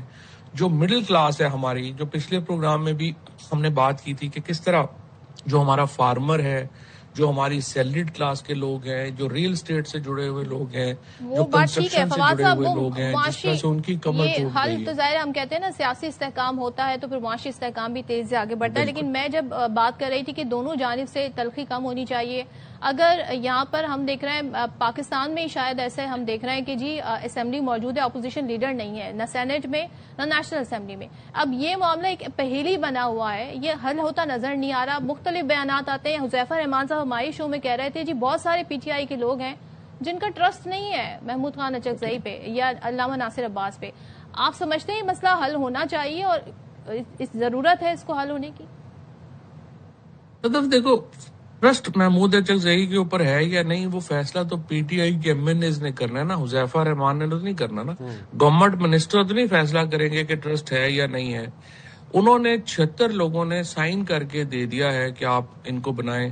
اب یہ تو فرینکلی حکومت کی طرف سے بھی جو تلخیوں کا اظہار کا ایک سلسلہ ہے, معاملے کو کنفرنٹیشن کو بڑھانے کا ایک ہے, اسی کے اوپر عمل ہو رہا ہے, اور اسی وجہ سے آپ ناصر عباس صاحب یا اچکزئی صاحب جو ہیں وہ نہیں بن پا رہے لیڈر آف دی اپوزیشن. لیکن دوسری طرف میرے خیال میں اگر حکومت یہ کہتی ہے کہ جی آپ یہ کمیٹیز میں واپس آ جائیں, تو ان کو تھوڑی ہمت کرنی چاہیے گوہر صاحب کو, اور کمیٹیز میں واپس ٹیمپریری طور پہ آ جائیں تاکہ بات چیت آگے بڑھے. ان کی عمران خان سے ملاقاتیں شروع ہو جائیں. نیچے جو اگرچہ ابھی میں سمجھتا ہوں کہ خان صاحب سے ملاقات کا کوئی اتنا فائدہ نہیں ہوگا جب تک آپ خواتین پریزنرز کو ریلیز نہیں کرتے اور کوٹ لکھپت کے لوگوں کو ریلیز نہیں کرتے نا, تو اس کا نقصان یہ ہے کہ آپ کا سیاسی ٹمپریچر ہائی رہے گا. اور اب دیکھنا یہ ہے کہ دیکھیں فیصلہ یہ کرنا ہے آپ نے کہ ٹمپریچر نیچے لانا ہے یا نہیں لانا. اگر آپ نے نہیں لانا اور سمجھتے ہیں کہ ایسے ہی جیسے چل رہا ہے زبردست ہے, تو پھر ایسے ہی چلتے رہیں, پھر تو ظاہر ہے کوئی اس میں کیا کوئی کہہ سکتا ہے. ویسے چوئی صاحب لاسٹلی آپ کی موجودگی کا فائدہ اٹھاتے ہوئے آف دا ٹاپک آپ کی کل پرسوں ایک ویڈیو سوشل میڈیا پر چلے, ٹھیک ہے چوئی صاحب بہت شکریہ, آپ نے باخبر سویرا کے لیے وقت نکالا. میرے ذہن میں ایک آف دا ٹاپک بات آئی تھی, بٹ اینی ہاؤ سیاسی یہ جو منظرنامہ ہے اس میں جو مذاکرات کا اونٹ ہے یہ پہلے ہمیں نظر آئے گا, اور پھر وہ اونٹ کس کروٹ بیٹھے گا وہ بھی آپ کو بتائیں گے. فی الحال تو ہمیں بریک نظر آ رہا ہے تو ہم بریک لے جائیں گے. حاضر ہوں گے بریک کے بعد.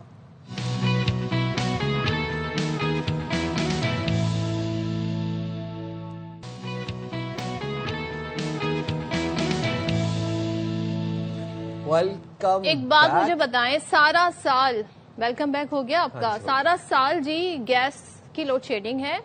اس کے بعد رمضان میں بھی ہم سمجھتے ہیں استثنا تھوڑا مل جائے گا. رمضان میں اوقات کار چینج ہو جاتے ہیں گیس جانے کے, لیکن گیس کی لوڈ شیڈنگ ہوتی ہے. اس کے بعد آپ سردیوں میں انسان سوچتا ہے جی اتنا نہیں ہوگا کراچی میں جی, لیکن یہاں پر گیس کی لوڈ شیڈنگ ہو بھی رہی ہے. اوپر سے گیس جب آتی ہے تو اتنا کم پریشر آتا ہے, اتنا لو پریشر ہوتا ہے کہ اس پہ کچھ بھی نہیں پکایا جا سکتا. اور یہ جو لوڈ شیڈنگ ہو رہی ہے صدف, یہ غیر اعلانیہ لوڈ شیڈنگ ہو رہی ہے, اس کے کوئی اوقات کار نہیں ہے, مرضی سے آتی ہے مرضی سے جاتی ہے, اور جب آ بھی رہی ہے تو بالکل ہلکی ہلکی آنچ پہ گیس ہمیں آتی ہوئی نظر آتی ہے. تو سردی میں اضافے کے ساتھ ساتھ کراچی میں گیس کا بحران بھی زور پکڑ گیا ہے. گھریلو اور صنعتی صارفین دونوں کو گیس کی شدید قلت کا سامنا ہے, اور SSGC کی جانب سے گیس لوڈ شیڈنگ کا سلسلہ جاری ہے. اب علاقوں کی بات کریں تو لانڈھی, بلدیہ, site, Orangi town, Liaquatabad, federal B area, north Karachi, old city area, Gulshan Maymar, مطلب لسٹ آف علاقے جہاں پر گیس کی بندش ہے. تقریباً پورے کراچی کا یہی حال ہے. اور حالانکہ SSGC کے جی ترجمان ہیں, انہوں نے شہر میں صورتحال بہتر ہونے کا دعویٰ کیا ہے, مگر اگر ہم شہر میں لوگوں سے بات کریں یا اپنے رپورٹرز کے تھرو ہم انفارمیشن حاصل کرنے کی کوشش کریں, ہم اپنا ذاتی ایکسپیرینس بھی شیئر کریں, تو اس کی قلت کے باوجود رات کے ساتھ ساتھ اب دن میں بھی گیس نہیں آ رہی ہے, اور یہ ایک معمول بن گیا ہے. تو چلیں جی اس حوالے سے بات کر لیتے ہیں. ترجمان Sui southern gas company Salman Ahmed Siddiqui sahib ہمارے ساتھ موجود ہیں. سلمان صاحب پہلے تو یہ بتائیے گا, سال بھر سے بلکہ سال 2 سال کتنا ٹائم ہو گیا گیس کی لوڈ شیڈنگ مسلسل ہو رہی ہے, اس کے بعد جب غیر اعلانیہ لوڈ شیڈنگ ہو رہی ہے وہ کیوں ہو رہی ہے, وجوہات اس کی بتا دیں, اور کافی زیادہ علاقے اس سے متاثر ہیں, آلموسٹ پورا کراچی. جی بسم اللہ الرحمن الرحیم. دیکھیے جی آپ کے 2-3 سوالات ہیں, اس کے حساب سے جواب دے دیتا ہوں. کہ ایک تو خیر گیس کی لوڈ شیڈنگ نہیں ہوتی, ٹیکنالوجی جو ہے وہ پاور سیکٹر کی ہے, ہمارے گیس کی لوڈ مینجمنٹ کرتے ہیں. دیکھیں یہ قدرتی فینومینا ہے, میں بار بار بتا چکا ہوں کہ جو گیس کی زیر زمین ذخائر ہیں ان میں قدرتی طور پہ ڈپلیشن ہوتی ہے اینول بیسس پہ 8 سے 10%. تو جو ملک کے جو زیر زمین ذخائر ہیں گیس کے وہ بتدریج ہر سال کم ہوتے ہیں, تو اگلے سال جو ہے وہ چیلنجز بڑھ جاتے ہیں سوئی صدرن کے لیے بھی, سوئی ناردرن کے لیے بھی, کہ اپنے جو صارفین ہیں ان کو وہ گیس فراہم کرنے میں ان کو کٹوتی ہوتی ہے. میں آپ کو مثال دوں کہ پچھلے سال جو ہم کو ملتی تھی 695 MMCFD مل رہی تھی, اور اس وقت مل رہی ہے 655. 40 का डिप आया है। अगर ये 40 का डिप हर साल आता रहता है तो हमारे जो आप समझ सकते हैं डिमांड एंड सप्लाई में एक इशू क्रिएट हो जाता है। तो उसको ओवरकम करने के लिए जो भी हम गैस की लोड मैनेजमेंट करते हैं वो रात के वक्त करते हैं। तो हम 10 बजे से सुबह 5 बजे तक गैस का शटडाउन इसलिए करते हैं कि वो जो सारिफ है सुबह उसको प्रेशर नाश्ते के लिए अच्छा मिले और हमारा जेरे जमीन लाइन पैक है वो स्ट्रांग हो जाए। तो ये तो एक आपको मैंने बुनियादी बात बताई कि क्यों होता है, वजूहात क्या है और उसको कैसे बेहतर किया जा सकता है। अच्छा हाँ, ये जो आप बता रही है कि दिन में भी लोगों को इशू आए, बिल्कुल आए हैं, लेकिन वो पिछला वीक जो गुजरा है हमारा उसमें 4-5 दिन ऐसे थे कि हमारी कुछ गैस फील्ड से हमको गैस मिलना बंद हो गई थी, तकरीबन 30-35 MMCFD। ये अच्छी खासी गैस होती है। ऑलरेडी हमारे 40 शॉर्टेज थी और इससे और कंपाउंड हो गई क्योंकि उनके यहाँ टेक्निकल इश्यूज हो गए थे। उस ग्राउंड के ऊपर हमें 2 गैस फील्ड से गैस शॉर्ट मिली। अब वो गैस शॉर्ट हुई और इधर सर्दी बढ़ गई एकदम कराची में और बलूचिस्तान में जो है माइनस में चला गया। तो हमारा जो बलूचिस्तान का जो सारिफ है वो भी हमारा सारिफ है, बिल्कुल जैसे कराची के लोग हमारे अपने शहरी हैं। तो बलूचिस्तान के शहरियों के लिए हमने नहीं, तो ये जो फील्ड्स है जो आप कह रहे हैं उनकी बंदिश है, इस वजह से भी आप कह रहे हैं ना कि ये मसला हो रहा है। आप इसे गैस मैनेजमेंट कह रहे हैं। हमारे लिए तो ये लोड शेडिंग है क्योंकि जब नहीं आती तो जाहिर है वो गैर मौजूदगी में से लोड शेडिंग है। ये बताइएगा अब ये जो फील्ड्स आपने कहा अभी गैर फाल है, कब तक इनमें बेहतरी हो जाएगी, कब तक फाल हो जाएंगी, फंक्शनल हो जाएंगी? नहीं, मैंने आपको यही बताया कि वो लास्ट वीक ये प्रॉब्लम था और ये हमारा जो है बुध की शाम को जाके अल्हम्दुलिल्लाह सिस्टम में सारी गैस वापस आ गई। जो शॉर्टेजेस चल रही थी, अब कल का जुमेरात का दिन देख लें, जो हमारे पास कंप्लेंट्स आई उनका रेशियो बिल्कुल ड्रॉप हो गया क्योंकि जाहिर बात है लोगों को बेहतर गैस प्रेशर मिल रहा है। मैं तो चाहूंगा अगर आप अपने नाज़रीन को जैसे इंटरव्यूज के शॉर्ट दिखाते हैं उससे बहुत बेहतर होगा। अपनी जो आपके रिलेटिव रहते हैं, दोस्त रहते हैं कुछ एरियाज में, आप खुद कॉल करके पूछिए कि जिनके प्रेशर बेहतर हो गए, क्योंकि ये प्रॉब्लम रही है वेडनेसडे तक जरूर रही है और उसके लिए हमारी देखिए एलानिया अगर हो तो लोगों को आइडिया हो, मगर ये जो गैर एलानिया होती है इससे बहुत ज्यादा लोगों को मुश्किलात का सामना करना पड़ता है। और किसी और से क्या पूछे, हम अपने जाती एक्सपीरियंस आपके साथ शेयर कर रहे हैं। जी। एंड सलमान साहब, नॉट जस्ट विंटर्स, ये तो गर्मियों में भी हम देखते हैं कि कभी गैस 8 बजे जा रही है, कभी 10 बजे, कभी 9 बजे। इसकी क्या वजूहत है? नहीं देखिए, वजूहत वही है जो मैंने आपको बताया कि जो शॉर्टेज सिस्टम में हर साल होती है ना, अब over the period of 10 years अगर हम निकालेंगे तो हमारा 50% गैस हमारी सप्लाई से कट हो चुकी है। अच्छा, अब न्यू कनेक्शन भी खुल गए, अब डिमांड फिर बढ़ना शुरू हो गई है, इंडस्ट्री की भी डिमांड होती है, कमर्शियल की भी डिमांड होती है। तो उसको मीट करने के लिए हम ये जो रात की गैस की लोड मैनेजमेंट करते हैं, नहीं नए कनेक्शन इसी गैस के लिए वो तो कोई गैस चेंज डिफरेंट नहीं है नए कनेक्शंस के लिए? सॉरी, नए कनेक्शंस जो हैं उसके लिए गैस डिफरेंट नहीं है? नहीं, गैस तो डिफरेंट है, वो RLNG गैस है, लेकिन वो हम एडिशनल गैस इंपोर्ट कर रहे हैं पाकिस्तान की गवर्नमेंट, वो गैस हम दे रहे हैं जो कि न्यू कनेक्शन पे दी जा रही है। लेकिन है तो उसी पाइपलाइन से आएगी ना, जिस पाइपलाइन से ये हमारी इंडिजिनस गैस आती है वो भी उसी पाइपलाइन से सप्लाई होती है। तो सप्लाई एंड डिस्ट्रीब्यूशन सिस्टम तो वही है। अच्छा, तो ये मसला हल कैसे होगा, जरा हमें इसका सोल्यूशन बताएं, कुछ मुतबादिल बताएं, कैसे लोग अपनी फिर रोजमर्रा जो है उसमें उनको बड़ी परेशानी हो रही है? देखिए, उसको हल करने के लिए हमने फर्टिलाइजर सेक्टर को की गैस की बिल्कुल सप्लाई शट डाउन कर दी। इंडस्ट्रीज को पिछले 2 संडेज को 24 आवर्स के लिए बंद किया और बल्कि अब जो हम करने जा रहे हैं कल सैटरडे से मंडे तक 48 आवर्स जो है इंडस्ट्रीज को शट डाउन दे रहे हैं, ताकि वो जो गैस हम सेव कर सकें वो हम यहाँ पे बेहतर अपने डोमेस्टिक सार्फिन को दे सके। इसके अलावा जो आप पूछ रहे हैं हम लोग क्या कर रहे हैं, हम अपने नेटवर्क को रिहेबिलिटेट करें। जो पाइपलाइन नेटवर्क है हमारा वो 50,000 किलोमीटर के ऊपर है, उसके अंदर जो ओल्ड एज हमारा नेटवर्क है ऑलमोस्ट 40 ईयर्स 50 ईयर्स पुराना है, उसको प्रायोरिटी पे हम लोग रिहेबिलिटेट कर रहे हैं। पहले 250 किलोमीटर होता था, अब पिछले 2 सालों से 2,500 किलोमीटर पे चले गए और आगे भी हमारे 2,500 के प्लान है कि ये हर 2,500 किलोमीटर वो एजिंग पाइपलाइन नेटवर्क है उसको चेंज करें, उससे ये प्रॉब्लम होती है। ठीक है सलमान साहब, अल्लाह करे कि ये इसको एग्जीक्यूट इसके अमल दरामद जो है यकीनी। थैंक यू सो मच, बहुत शुक्रिया जी। और आपके सामने अब हम क्या कह सकते हैं जी इस बारे में, अब आप ले सकते हैं, ख्याल करें जी, देखें कब गैस आ रही है कब नहीं आ रही है, खुद ही मैनेज करें आप। मैनेजमेंट है ये, लोड शेडिंग नहीं कहेगा साहब। तो जी अल्लाह हाफिज, हमें दे इजाजत, ख्याल रखिएगा। पाकिस्तान जिंदाबाद।